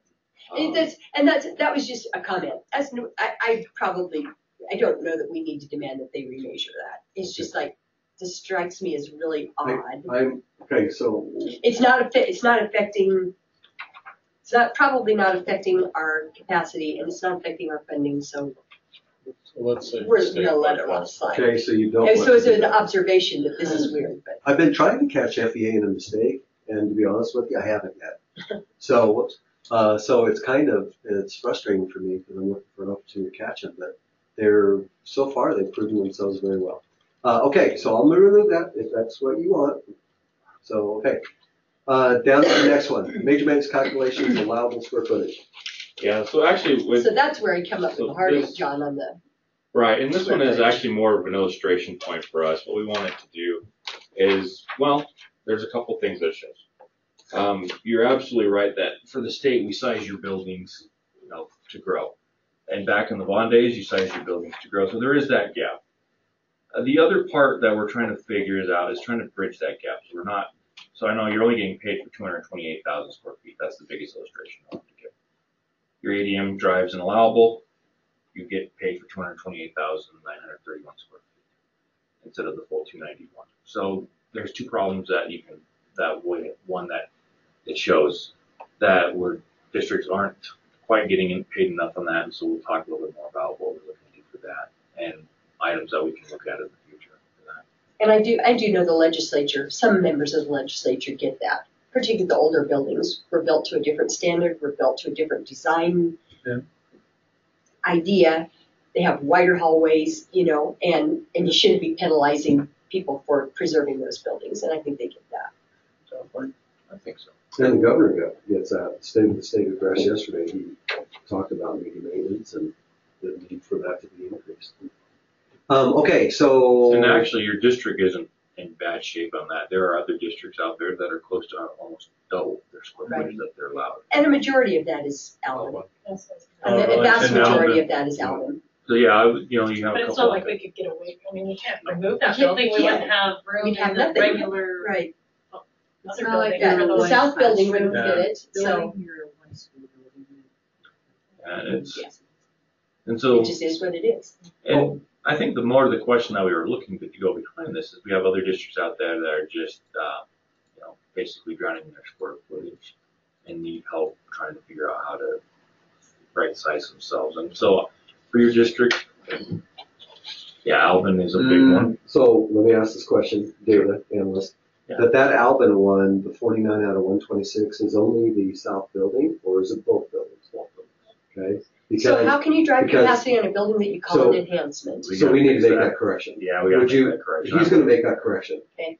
Your north building, it should not be counted for Counted as capacity. anything, So right right? Because now, you're financially responsible for that. You held on to it. Yeah, you can use it for whatever you want, but you shouldn't be penalized for keeping that. Which you're already. We're already penalized for That's right, keeping it. financially. Yeah. So we will make that change before. okay, I'm going to take that. So what we'll do is we'll take that offline. That is the true buildings, that is for sure. Remove south building? Yeah, no, remove old Alvin We called it 60s the 60s edition Yeah. edition. So from we're gonna do calculation that. capacity edition. The south building is One of the things we've got to continue to improve and clean up. Seems like it's a never-ending process. Interesting. Okay, so we'll make that correction. That was our bad one. No, and that's a good catch. Thank you. So But the blessing is you're only at, where am I? You're only at, well, what range? You're only at 38% of every building. Isn't that exciting? So it's this one right here, Brandon, just to remind you. we'll take the 60s edition. So this then one all is that the will only be- one that all should that will be below calculate. the And the other one 150. This one was that kept they by the district as a Traditionally surplus have allowed. building. It should be counted against this capacity. Yeah, they can use it for anything they want, and it shouldn't be calculated against them unless we're going to pay for that calculation. Sure. That's right. Then if they did grow them exponentially, you could look at using it or something. I'd love to grow. Oh, we use it. 5 more pig farms are going in there, I guess. Really? Jeez, Troy, you're just like, I'm just killing Did today. you see the look on her face? She's like, really? Where did you get Okay. that information? Oh, that was He's just giving it to you. Oh my. Okay, so overall, let's look at capacity overall. I do want to say that they've had a nice growing trend, and that's been good for your district. Yes. So, Even yeah. though none of you believed me when I said it would happen, right? Well, I think the Burns, for sure Burns. Now, I don't know where, let's go to the next one. Actually, the majority of the growth this year is in Pine Yeah, which I was going to slow down because I knew that was going to be the next one. Pine Bluffs. So as we look at Pine Bluffs, your kindergarten coming in, average the last 10 years is 21. You guys are pretty well at the average. Nothing huge there. As you look at your first, K through 6, your average is about 22. Those students are moving up into the junior high school at an average of 30. So you're actually going to even have more room at the high school level because of your 7 grades at average of 22 and going up in your next 6 grades an average of 30, right? So you're going to have an average of 8 students less in the high school. So that in the future, based on, survival rates, is going to continue to go down in percentage. So anyway, so yeah, you guys are definitely growing a little bit. If we came over here and looked on this first, you guys ever go in this first? And this is directly from WDE. When you look at Pine Bluffs Elementary School, you have to see 153, 146, 149, 162. You can see how it just kind of. So go back now. You were saying that's. What were you saying? Just in Pine Bluffs, we saw, well, you can see 165 to 181 at the high school. Okay. That's nice. Yeah. And those numbers, as those students go through, unless you have an infiltration of students in elementary other than through kindergarten, right, and just coming flowing through, those numbers are actually going to average 8 students less in the future per classroom. No, you get more kids into the high school than you do. They don't all come from Pine Bluffs. That's what I'm saying. The Alvin kids come to Pine Bluffs High School as well. Right. So Thank you. yeah, so your survival rate at Pine Bluffs Elementary does not determine your high school. You're right. Thank you. Does Carpenter go into Pine Bluffs? Carpenter goes to Burns. Burns. Alvin goes to Pine Okay. Bluffs. Okay. Yeah. I was thinking Alvin went to Burns. Excuse me, I had it flipped. So Alvin is not big, but it does add to. So your high school numbers generally end up being higher than your elementary. There'll be some kids in Alvin that go to I was going to say, Not. the majority of the kids in Alvin currently go to Burns because so when they closed Alvin High School, there was a political rift. You just have one campus for all the kids. I think for running the business. Oh, that was talked about during the study. Before they built Burns Elementary, they actually talked about should we go into a single school. I thought leave the elementaries where they are and a single junior high school in one location. Big Birch. Yeah. Center of the district. And we have one board member that brings that up about once a month. Yeah.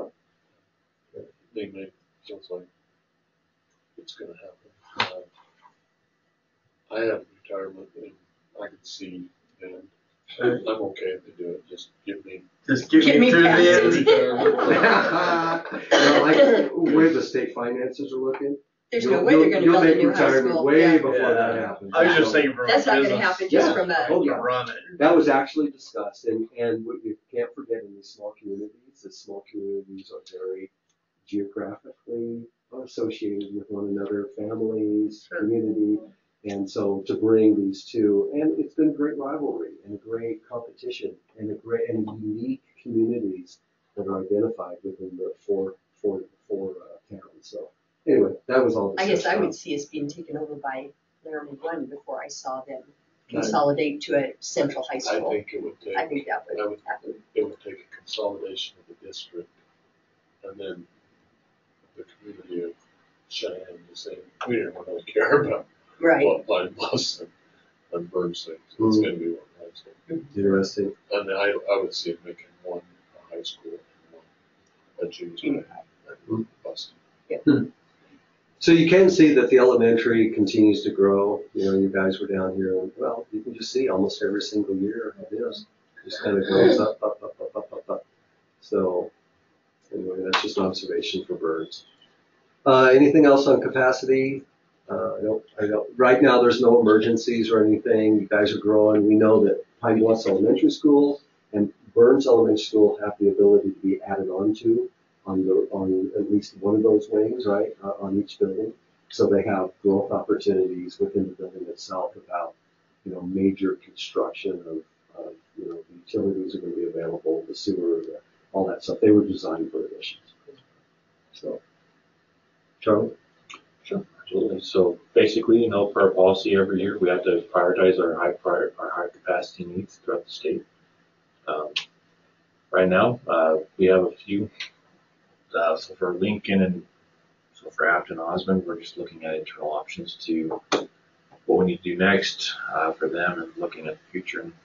And in Rock Springs right now, we're doing a planning study to line out some intermediate options for them. We've got their long-term options set at Satellite High School, but right now they're still over capacity. We've got to figure out something in the meantime because that Satellite High School is a ways out from being built.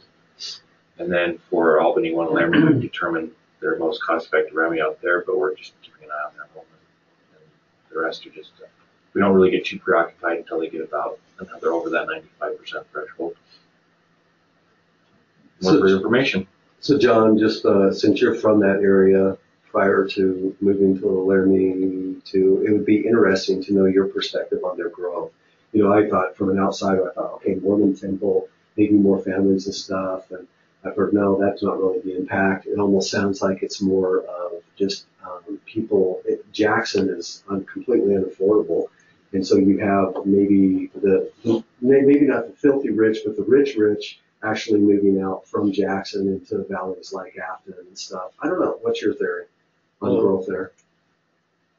The temple, while it is very important to the community, doesn't really draw people. I mean, if you live there, you go to the temple. If you don't, you go to where the temple's closer. And so I don't know that had the impact of the numbers increasing. I talked to Walton still, and they really can't wrap their arms around it. I said, what do they do?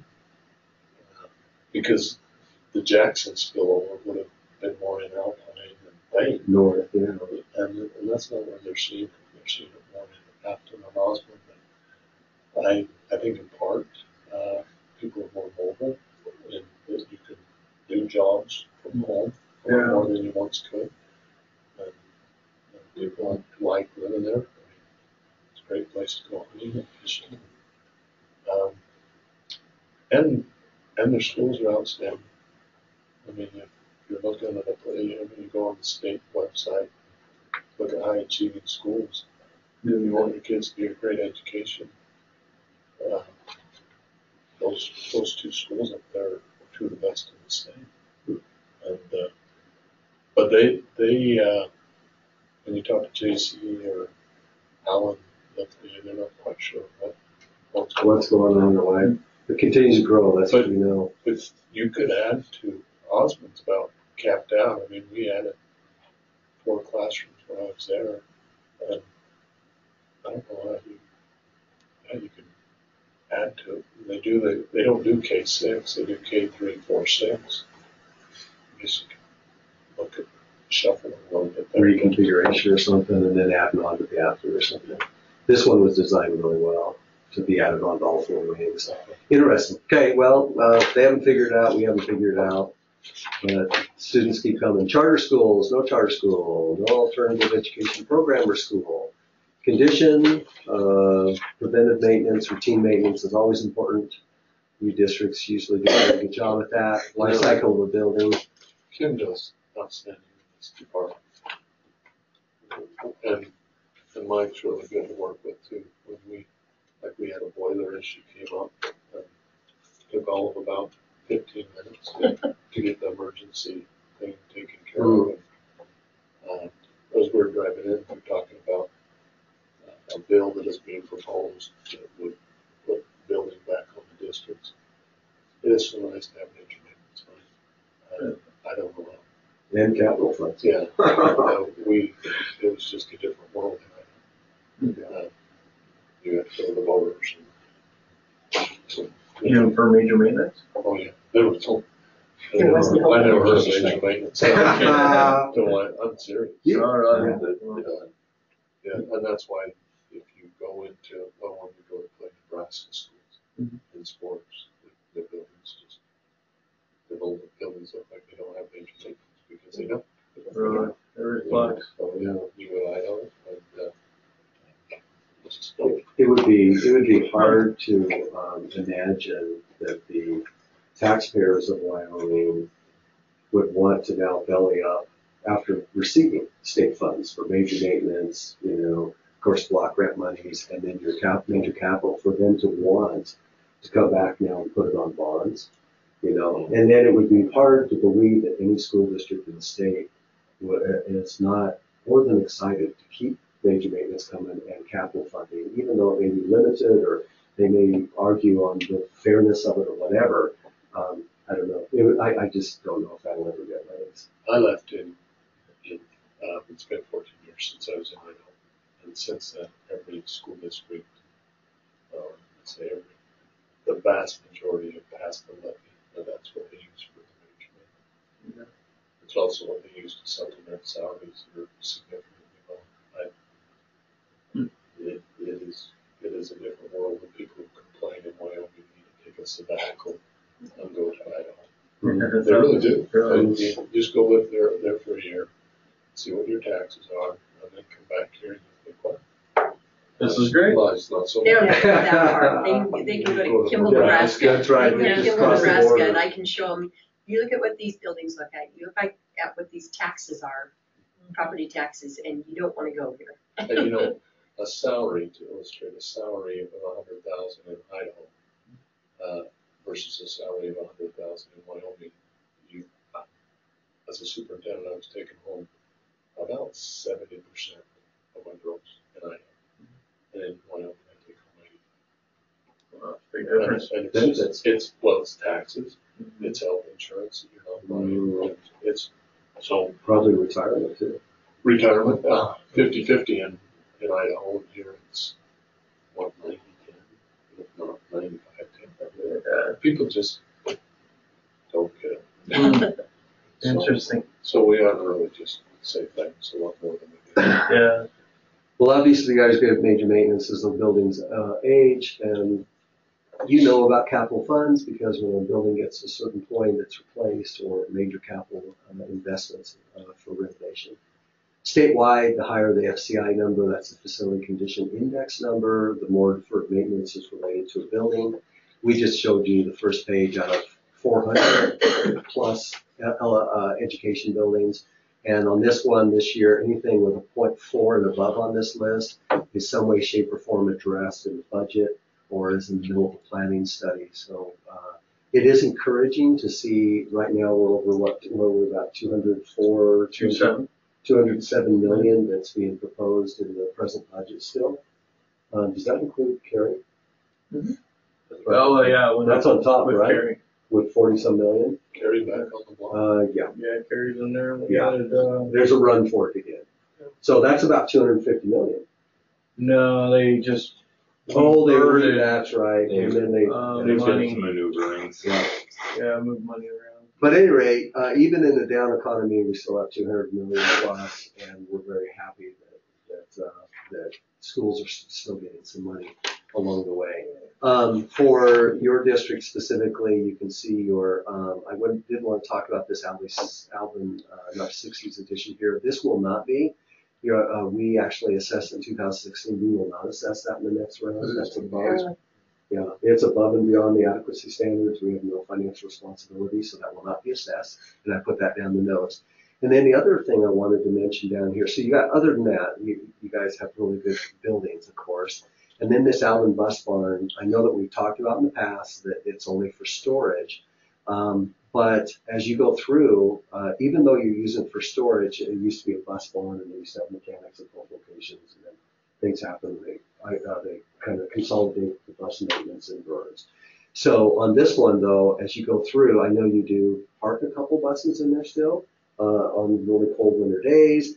I'm sure you have, but we have a financial responsibility as a state to help you on any needs. So as you go through, even though it's just a storage or whatever, we are assessing it, and if you have needs or need to define needs through major maintenance funds to whatever for heating or just know that building integrity, just know that just because you've told us in the past, this is just for storage, and present tense, we are more than happy to help you with that, whatever needs that building may have in its limited use in order to help. So now ancillary buildings obviously are like way down there in today's, so it's not, but if there are needs and you're not able to address it with major maintenance or the building integrity or safety or whatever, please know that the state has resources to at least try to address that, even if it's not an educational building.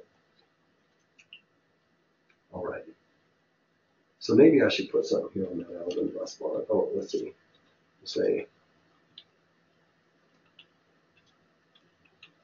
Yeah.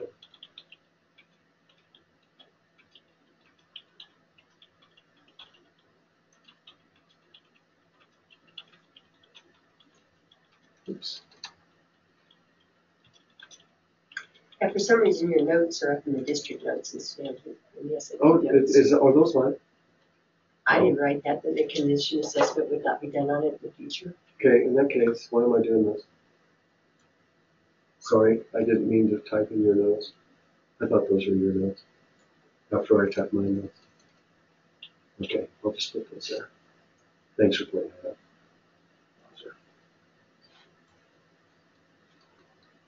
Okay, so that bus barn is used for storage. However, if major maintenance funds are not sufficient, something like that, to address building needs, the district may ask for capital funds to remedy, and that could be in form of component funding, right? Yep. Component or major capital, right, requests. So.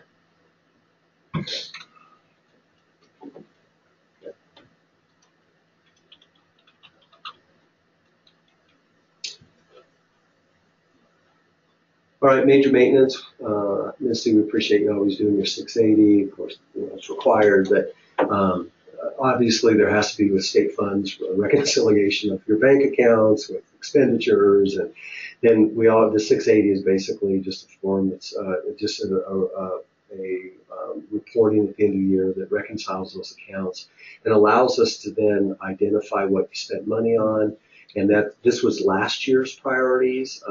We could have done 10 years cumulative. I don't know. I still think it would be kind of interesting to do that maybe in the future and see, over the last 10 years what the priorities are. Maybe we'll do that for the biennium budget, but this is last year's.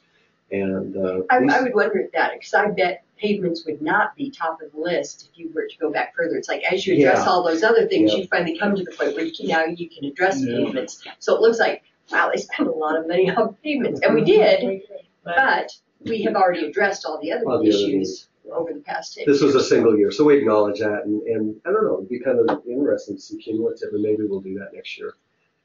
This is just a numerical breakdown of that vertical bar graph up there, and we adjusted this a little bit. This is a greater breakdown per building that we did. And pavements seem to be it's kind of interesting. These things cost a lot of money. Take care of parking lots and everything else. That parking lot, 200 grand? That was Jackson Street. Jackson Street. Oh, the one in Yeah. front of the elementary Yeah. school? Mm-hmm. Which is so runs nice between the two to have schools. it done. Mm-hmm.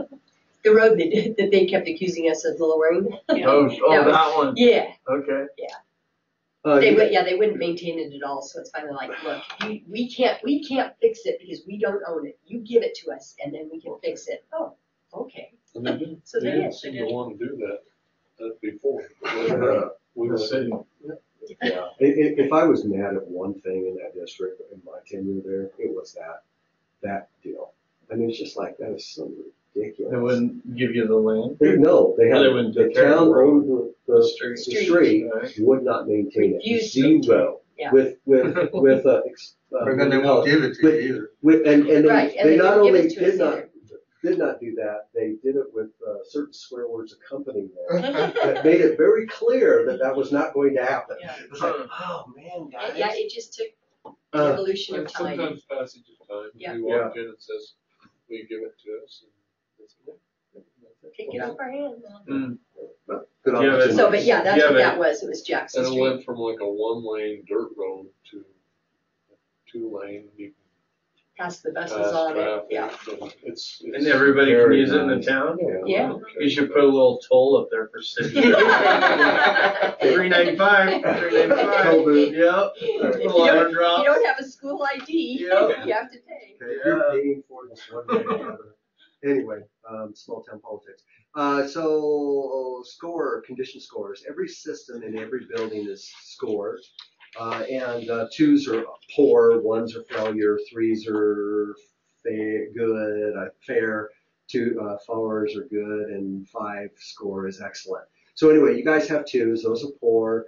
We can see down through here, I think usually at this juncture of the discussion, we talk about component level funding. Component level funding is to bridge the gap between your available major maintenance and all your deferred maintenance, and then somewhere to bridge that gap, because a lot of schools districts don't come up high on the condition list. They don't come up high on the capacity list. So it's either major maintenance or component level funding. So, and you guys are very familiar with that process and opportunities. And so I guess we'll just move on from there. You guys, if everything was equal, and you may get the more I look at the legislation coming through, I'm not quite sure exactly what this means, but if all things were equal, you'd get another 800,000, and you'd have about 2.2 million on July 1, give or take. But we know that you're spending money at the first of summer, and money goes. But anyway, you look at 2.2 million. I mean, you're still looking somewhat healthy, for your size of district and stuff, which is good. So we can anticipate Is that what the brand new school? 825. Based on? What's that now? we could anticipate. That would be our estimate at this point. If all things were equal, there are some things that Brandon's going to talk about that are very, Not very, sure yet. very, That's very just- good news for you. So, kind of very good news for you, because Actually, a couple. working with LSO, I'm not quite sure it'll be. But anyway, they're thinking about taking the phase in, and it's already in there. It's in the legislation, it's in the bill to remove the phase in. Right. So you would get After the 100. first year. You would get 100% of your major maintenance for a brand new building. Mhm. And so that is based on ADM. That's significant. Yeah. So that'll help you guys, and we're hoping that goes through. Here's the one that Kim complained about. Work in progress and open and stuff. And then we always ask every district, clean up your work orders, and if you've reported it all on a 6/8 and you're done, close them just to keep the database clean. And we had some districts with hundreds, and I'm not kidding you, hundreds of work orders out there, and we have no idea what's going on. So this is a good opportunity, but we know also it takes a lot of work. And it looks like you guys are like addicted to entering blank work orders. Yeah. And if you have some that you identified in the past that just like we'll never move forward, you can also close those and get them out of there. You guys then, for these first 16 are in the present bill, are moving through, have been approved up to this point, and now you can start praying during the next 19 days that they'll survive. But your HVAC, I know you had more down here, and I just did them with gray, but these were not recommended for funding this year. You had a bunch. It kind of broke up all your HVAC, so it kind of makes it less. I mean, it's too bad that you couldn't have done the district as a whole. Exactly. It would But have been, but you know what? 160, almost 70,000 is better than nothing by far. At least you can do per building. The cost estimates, and I know you know this, Kim, the cost estimates are so important on these. You have to shoot out and look at, you have to project a couple of years out. You have to make sure you include, and I think that budget sheet that they fill out, you guys fill out, helps you understand, you may have design needs, you may have owner's overhead, contingency, and all those things. And I think these are better than they've ever been before. And as you work with your PM, and I don't know how much, I think that fortunately, I see this fortunate that the project managers, we have less capital funds out there now coming. And so these project managers are able then to, back in, and you know this, when we had Ken Burnett as our project manager, they were a lot more involved in major maintenance and helping you with component was really minor capital back then. And so this is probably a good opportunity in the down economy for you guys. Use Michael because he's got tremendous skills and tremendous knowledge. And even though Brandon doesn't think architects are but he does. And so, and these guys are just a phenomenal resource as you work through this process. So as you work back through to resubmit these, right now it looks like there's, they approved were you a recipient of the component one to 21 million that the governor approved? Did you have anything on that list? Just last year? So it was top and moved down to $21 million. That's a lot for a component. Now we have 10.5 million. And we're hoping that survives the legislative process. So that's 31 million in 2 years, basically, and that's huge. So hopefully you guys will get that. So who's your local legislator? John Eklund? He's a House rep. He's a House rep. Who? Our senators are a little more, they're approachable, but they really don't have as much affiliation. Laramie too. Is Jim Anderson still alive? Jim Yeah, Anderson? wasn't he a legislator? Pete Anderson? Yeah, Pete Anderson. Pete That's Anderson. right. I believe he's still alive. He's Son not, Jim. yeah. Pete Anderson. That's right. That's right. Sorry. Okay, so we kind of like to ask just briefly for you guys. We know you're running your major maintenance. Talk about just a little bit with us how you prioritize your major maintenance projects. Maybe stakeholders. And this is just for we're trying to we get questions in legislative meetings often. And it's like, are these, how are they prioritizing the projects, stuff like that. So it's nice. We're just asking everybody this year, and it's just whatever you do. But how do you prioritize projects? Does it run past your board? Talk about a little bit on major maintenance projects and your process of determining those requests. I'll start to let Kim elaborate on it. We do a monthly facilities update. Every month, Kim prepares a report that goes to the board. She does an outstanding job with that. But as we get close to this, in fact, in this past month's board update, she included projects that we're looking at to do over the course of the year. We're fortunate in that there's a high level of trust with our board right now, and they don't ask a lot of questions, and candidly, they don't have a lot of agendas. So the three of us sit down and go over the lists. 3 or 4 times a year, we get together and talk about what projects are priorities. And you know what? Sometimes things become a priority because you go to a ball game and you step out and you're in a foot of mud and you realize you need to pave a parking lot. Yeah. And Conditions change. but it's pretty smooth operation. And being the new elementary built, all of us were kind of focused on that. But that's done, and so now we can step back and look at a bigger picture. We did some enhancements on elementary, and I felt like that would save us having to deal with issues 5 or 10 years from now. So, the board knows what we're going, and we report to the board, but I'm pleased that they just, I call it trust. It's pretty good. It's a good place to be right. Great. Nothing wrong with that. Do you guys get Fridays off? No. Do you get Fridays off? That's a loaded question.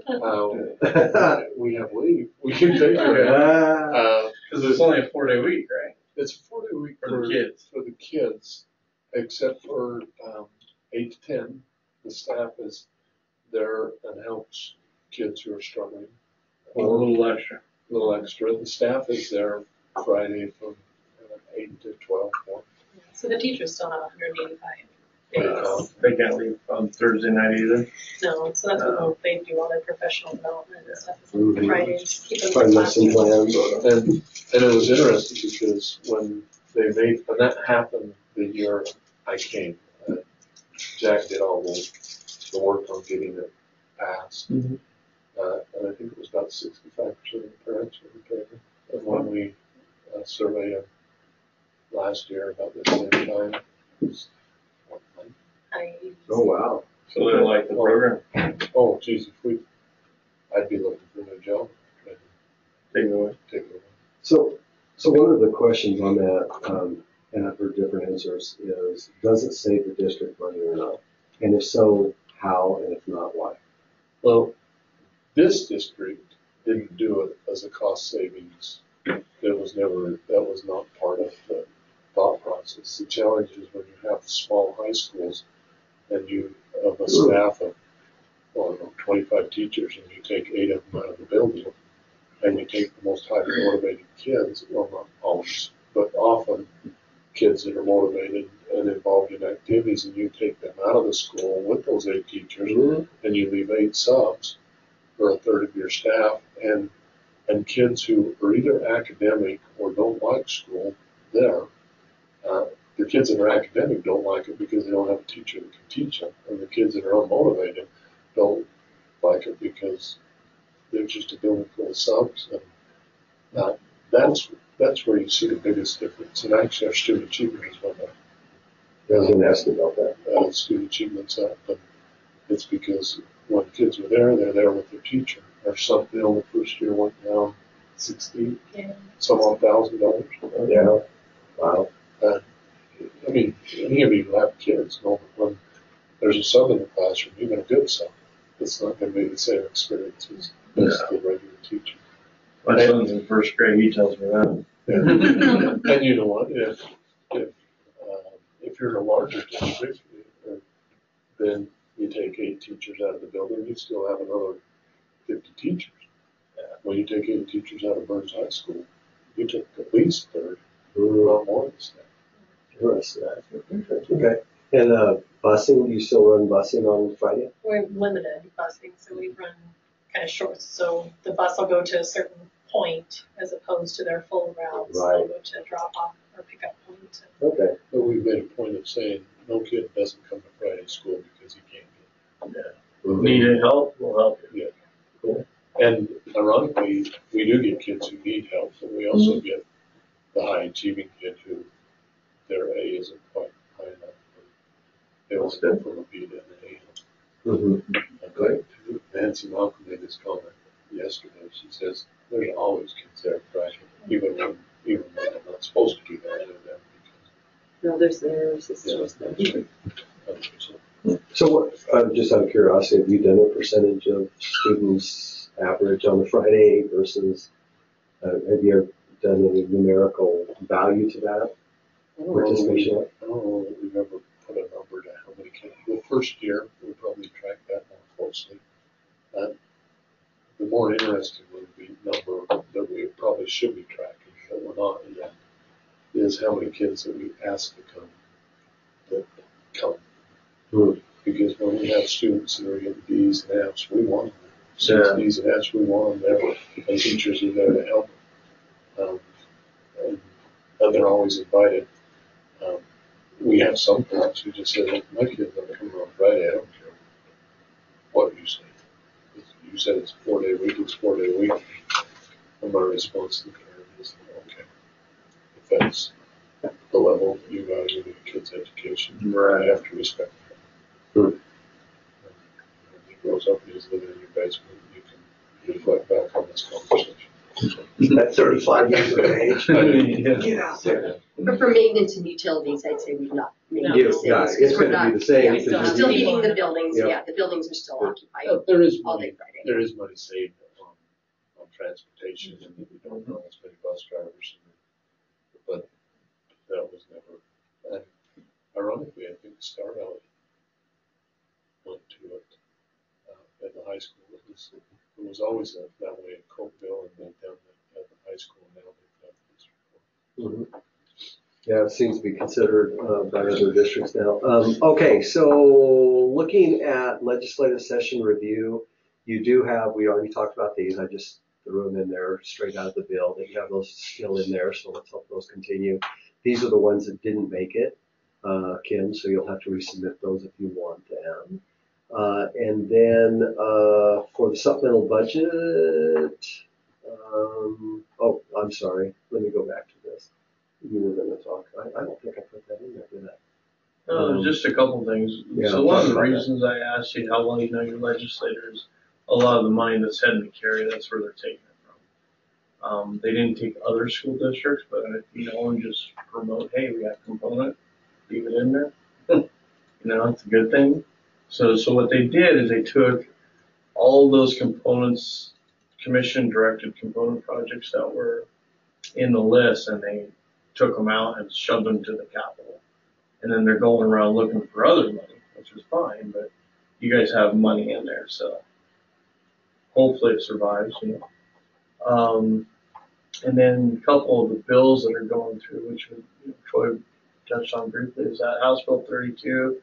It would eliminate the phase-in, so that would be great since you got a new school. Also, this year, the major maintenance request that we asked for is $26 million greater than last year because the RS means value it went up by about the $30 a square foot. So you'll be a recipient, hopefully, of a bigger check. So those two things happen. And then the other thing that came out of the study, John, I don't know if we did that study, and is it going to actually double the major maintenance? It would have been, you're talking about being broke, and what we're at now, we're asking for 140. It would have put it up in the 220 range, and it didn't survive. Districts really didn't support it, so it's too bad. The only thing that came out of it was changing the CRV, which will happen in the 22-23, which will add another $36 Which million. is just the cost replacement value. Yeah. Right. So it's one of the factors in the formula that goes for effectively major maintenance. So out of that study, that's the two things they promoted was the elimination of 7-year phase-in and then changing the CRV. But there was a lot of other factors that would just kept pumping money into that funding source, but it didn't survive. Are you aware of the bill that was introduced yesterday? Kim, what was that bill? I don't know what the number was, but by Hank Coe to put the funding for new facilities back into Joint the resolution number 3. district. Yeah, I have it pulled up. SJ003. You know what they're thinking? Well, there's a couple of them. You have that one, and the other one. I haven't read this one yet, but Driscoll put one out that was going to put it onto the community to vote on the Constitution. And then if that passed, then it would go back to funding to the locals. Yeah, so complete pendulum swing. We'll see where these go, but radical change. Wanted change. We'll see if it gets through the legislature, obviously. That was Joint Resolution 3, so we looked at this morning. That is a radical departure. Yep. That goes against the Constitution. Yeah. I guess that's why they're asking to amend the Constitution. Mm-hmm. Yeah. It's just, I think with money being fun or as tight as it is, they're just looking for every way out. I don't know if it's ever a good idea to try and go contrary to what the Supreme Court is ruling. That's why I'd take the whole voter pool to say yes. So, a couple other ones. House Bill 33 is just clean up on emergencies. It didn't specifically address the site work.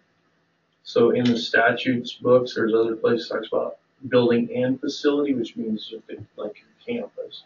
So that would allow the commission, if you have a water line break and the school gets shut down, it's all flooded, and it cleans it up so that they have clear direction. House Bill 63 is just trying to get more Wyoming workforce services or workers to work. They want to also do a deeper pull on walk-ins, people that went to workforce services trying to get jobs, trying to get them employed. So raising the bar there. House Bill 65 was the elimination of the $500,000 for a design build process. And House Bill 88, we created a third division, we're the state construction department, and within it we have school facilities and construction management. And the reason why this could affect you is we're no longer an SFD or a CM employee. We would be put into the bucket of operations. We are finance guy, planning guy, and he's a project manager. He's not an SFD project manager, so he may have great skills on a medical facility, and they ship him over to some project for the state, or a boy and girl school, and he understands. I'm just using Michael for example. He understands, prisons and lockdown and how they should be. They take him and send him there, and you have a different project to track or something. You may get a construction manager guy currently, and he may go over to your project. So it would give the director flexibility to pull from those resources and put the right people on the right projects. Which isn't that what you're doing now? That you're just trying to We're doing kind of divide your firewall, time? Yeah, you're trying to keep. Yeah, I did 8 money hours budget. for facilities, but I did it's the 10 color hours of for money yeah. is what's really got it segregated. We have general fund for construction management and school CapCon money. So what this does is it creates a third division in the middle, and you essentially dump some CapCon money into this bucket and some general fund, and then the director can allocate those people as he needs to. So when we're doing it, if you go by the book, we probably shouldn't be doing it. But so this makes everything nice and clean and legal. So let's see, Senate file. That's the other one. The only other one we have there is a 20. They have a little bit on your guys' insurance. Senate file 13. Don't know if that affects you guys. And then on the CapCon bill, the only big change that's happened so far, I would say, would be the funding of carry. The rest of it, the commission, the governor, and the select committee all pretty much approved the same stuff. And then when it got to the Joint Appropriations Committee, then they started mixing it up, trying to fund carry. So that's the only change. So we'll see if it survives. Yeah. So I think the nice thing is we do have a good process. So they're not going to go in, just from my experience working on the state side of projects versus the school side. The school side has a good system. The data's clean. It's got a proven model, conditions, capacity. So they don't tweak with it as much versus the state side. That model's not as refined yet. So there's more politics over there. I saw a lot of it, and I was like, wow. They added stuff that wasn't even nowhere in any of the funnels, and they just added a whole list of things. I was like, wow. But yeah, an example of that would be major maintenance. I mean, in the past, if they're short on money at the state level, they go, well, we're not going to fund them at 2% current replacement value. We'll go at 0.5% or none at all. No major maintenance at all. Now we have data that shows that, hey, so we're helping legislators make good decisions because now they have data that says, hey, listen, here's your inventory, and as a whole, okay, you're losing ground. So we're asking for more major maintenance in order for you not to invest these huge major capital funds down the road, which is going to be much more expensive. And so I think it's becoming much more research-based, much more informational, and then it gives them the ability to at least see facts based on data, and then hopefully help them to make good decisions with those. Like all of us, if I don't know all the facts and I make a decision, I'm just making assumptions. And so we're trying to remove unnecessary assumptions out of the formula for the state side. Not that it has anything to do with you guys, but it's not. What's worked for the school side is being transferred to the state side. Yeah, that's the main stuff with the, what's going on. Okay. Supplemental budget considerations in the present bill going through. If you have an emergency or an appropriation we found that is insufficient, you can ask for more monies and then demonstrate that before the legislature that it really is underfunded appropriation or emergency. So my question of you is, do you have an emergency or underfunded appropriation that you want to ask in this general session? Okay. So Facility director's office remodel expansion. No, She just got a new office. Yeah, but It may need to I be need some expanded already. acoustical, Yeah. I may need some acoustical I wonder how panels or that was something. going. It's loud, it's noisy, but yeah. It's fine. Yeah, what they're doing here is they're getting us into the process of the rest of the state. Budget session, you get the money. And we were every year, we used to say, hey, I need 400 million, need 500 million every year. They're pretty much putting a halt on that. Yeah, that's come to an end. Okay, so you're not asking for anything. Last topic then. What have we not discussed that you would like to discuss before we close out the meeting? We have that trailer park that we're having appraised right now. We fully intend to, here's a plan, and you can tell me if I'm breaking rules. We intend to set a minimum bid and then have people that are interested in it make an offer. We have people that are interested. The city at one time thought they were, I think they're thinking that's probably not their area, but even though they're the ones that have it now, they're maintaining it. My question is why? Well, there's a statute right around it. We Yep. did it. Yeah, you get it, essentially. What I always recommend is when you close with the title company, you hold on to the money, don't go spend it. Set it in a safe place, go to the commission, and then they acknowledge it. There's a line in there that says, hey, I can go tell WDE. Then on your receivables and your block grant, they say, hey, we had X amount coming in, so we're going to deduct that. So you just want to go through that process before you go spend it. But then at the end, and they've never have done that ever. It's just a safety precaution. Then you have the money. So I've seen land dispositions in a couple of the bills. Does any of those new bills or potential new bills impact us? No, the one that's about disposition is state land. So what they want to do is if the state's getting rid of some land, maybe it's out by Carpenter or something, it would go through us and they'd say, hey, is there a need? And say, heck, there's capacity problem. There's a huge oil field. And then they would carve out a section of that and give it to the school district. Actually, there's a thing in House Bill, there's something in House Bill 33 that talked about the district disposing of property. I thought there was something that did relate directly to. Well, it hasn't passed yet, so hurry. Right. I'm not sure what they've done in that yet. Yeah. Our appraisal won't even be done till the end of the month, so. So It's not effective till July 1.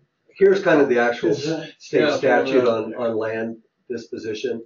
And so the bottom line is we're to review it as a department, division now, and report it to the commission. And they are basically, if they don't like what you did, they can disapprove it, right? And basically they have, based on not protecting the best financial interests of the state. So they can say no to that. That wasn't in the best. So you can move forward without commission approval, and you have authority to do so. They can come on back on the backside and they can say, you know what, that's not in the best financial interest, and they can actually then capture that money in some way, shape, or form and direct the monies you get from that, direct those monies, or I've heard they even have the ability to basically take it out of your next major maintenance payment and reduce that out if you've already expended it. So here's the thing I would recommend. I'd be cautious on, and because we know, I don't know what the cost of that was, 200 and some, 300,000. And so it would probably be, you're not required to, but it would probably behoove you to basically ask to come to be on the commission agenda. Now it'd have to go through the executive session, but request an executive session to actually, and I don't even know if you guys would be invited in there to talk about that. But actually, I would think that it'd be the best, safest thing for you to do is to go before the commission and say, this is what we plan on doing. You know, districts lately have been asking for blessings prior to their actions so that they don't have any negative consequences after the actions if the commission sees it otherwise. Well, no, we did do that a year or so ago. We went to them and said, the town has offered to give us 40 acres for this 10-acre RV park, and they said, we don't want you to do that. We want you to offer it for sale. Yeah, So we had already talked to them about this. Now we are in the process of offering it for sale. this is good, actually. So do we need to go back to them again? Because this is what they already told us to do once. We'd be okay. I mean, think that's you're what they good. told us to The do. question now is, what do you do with the revenue? Well, here's what I would, and I understand. And are there any restrictions? Is there anything that says land has to be spent on land, or, I mean, are there any restrictions It's on only what? this line right here, right? If the commission determines land adversely impacts the cost of the district, revenues resulting from the land disposition should be considered by the commission in any future building or facility remedy. So they can direct it for the future of what they believe. We would have to have permission in order to spend it. That's why you just hold it in another Oh, okay. account. Just let it sit there. So, but this isn't a land trade, but they said, yeah, go ahead and, did they? They did, Yeah, they yeah, did. because. Well, we weren't there, but Yeah, you. they as did. I was Okay. there. It said What did you so. go in? Well, I wasn't in executive session, Oh, but yeah. when they came back out, they said, Yeah. no, we don't want you to do that. We don't approve that. Yeah. We would prefer that you make an, They wanted to get rid of it. And you know what? we want you to get rid of it, but we want you to try and They said we're sell not in it. the business of buying property for 50 years down the road. And you know what? If I'm sitting on the commission, we would have said the same thing. Hmm. I'd like to take the revenue and use it to do one of the security upgrades at the high school. Exactly what I had in mind. A couple of component projects that are security related, so I can no longer put on the component. And what we want to renovate those for security purposes, but they're When you go into both high $250,000. schools, you have people that we buzz in that can go anywhere in the building. All new schools are designed in such a way that you come into the office. And we need to do that at both Burns and Pine Bluffs High School. Do you have insufficient funds in your security right now to do that? Yeah, because they're $250,000 projects, so it'd be a $500,000 project. Okay. It'd take a while to build up 10% For a of that. vestibule? No, not for vestibule. We have to reorient the whole office okay. suite out to the vestibule, basically. It's back. Create in a the building. window, Yes. probably a Yes. door. Moving walls. Yeah. Yeah. Yeah. So the vestibule Uh, locks directly into the open Open commons area. commons. So you have a little So- camera there that they just buzz them in, but I mean, you can't see who's coming in. And Yeah. It's There's no eyes on to the front It's entry just hall. not ideal since there's been 12 school shootings in January. So this is, to me, it's still something different to do with it. And what would it hurt to go for them and say, okay, guys, we are going to go move forward now. You No, kind no, of- and I'm okay with and- you with that. I'm just asking, if we get this appraisal done and we go out and we find somebody willing to buy the property, do we have to halt and come back to the commission and say, is it okay if we sell to these No. people? No. We've You have already got full that authority to move permission, forward. right? Yeah, you could close Yes. the deal and next. Okay. But you And then recommend that we do I would that. just go and say, hey, guys, we talked about this before, remind them, you said, try to sell it instead. We're moving forward with that, and this is what we intend to do with the money. Any comments? Right, there you go. And then you're So you- just, So I- the part that needs to come back to them then is how we Mhm. want to spend the money. Exactly. Okay. Yeah. Yep. Yeah, because you can dispose of it and then you just report. And you're right there. I don't know the bill, but there's something that says you. It is House Bill Is it 33. I can't remember the exact wording in it, but it will change Yeah. how it is disposed. Yeah. So we need to do it before July 1st. Okay. Yeah, but and this, I think it comes through us. We have to do an analysis, report to the commission. Right. I can't remember all the changes on it, but But this one would be in line with what they already wanted. Right. So this one's different. I mean, I think everybody's in Versus- agreement that we shouldn't own an RV park and we need to Yeah. get rid of it, so. I think the bill's created because of schools like the Trona where they're dumping schools. Do you really So that need, they can get Yeah. new.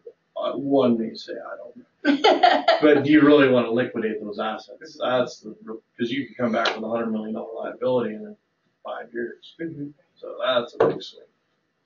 okay, This is different. This is pretty simple. Is there any threshold at which you would set the minimum bid?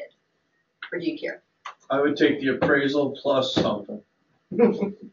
Yeah, that ain't Mr. gonna happen. Businessman. The appraisal, we're not gonna get what the appraisal. That way when you negotiate, Yeah, then you know, say, sure, I'll this take is that. great. No, I don't. Get what the appraisal is. Depends You what the think cash so? flow is. I'd be surprised. What's the revenue? I think we depends on what the appraisal is. I think Yeah. we way overpaid for that property. is this with the I don't city? think we'll ever get back what we paid for it. Maybe that's the way I should put it. I don't think we'll get back what we paid for it. I think we paid. Did you base yours on the revenue or the land or? Before my time. When we purchased it, Yeah, how was your calculation of the valuation of it? it's the only 10 acres available. How much will it take to get it? Wouldn't you say, I Troy? need I mean, that. in all There were honesty, it's probably like, some appraisals. there were appraisals, but yeah, I think. they got Appraisals have for a it. strange way of getting where they need Meeting to. the, They meeting do. the expectation. Yeah. I'd like the to sell my threshold. home for $300,000. Let's find an appraiser who can. Make that happen. Yeah, do you have an offer already? The buyer's willing, and then next thing you know, it comes in at 300. Okay, well, that's our recommendation, and do what you want with it. Anything else, staff? Anybody? Okay, with that, I'll go ahead and close our meeting then, and thank you for coming. Stop on recording here.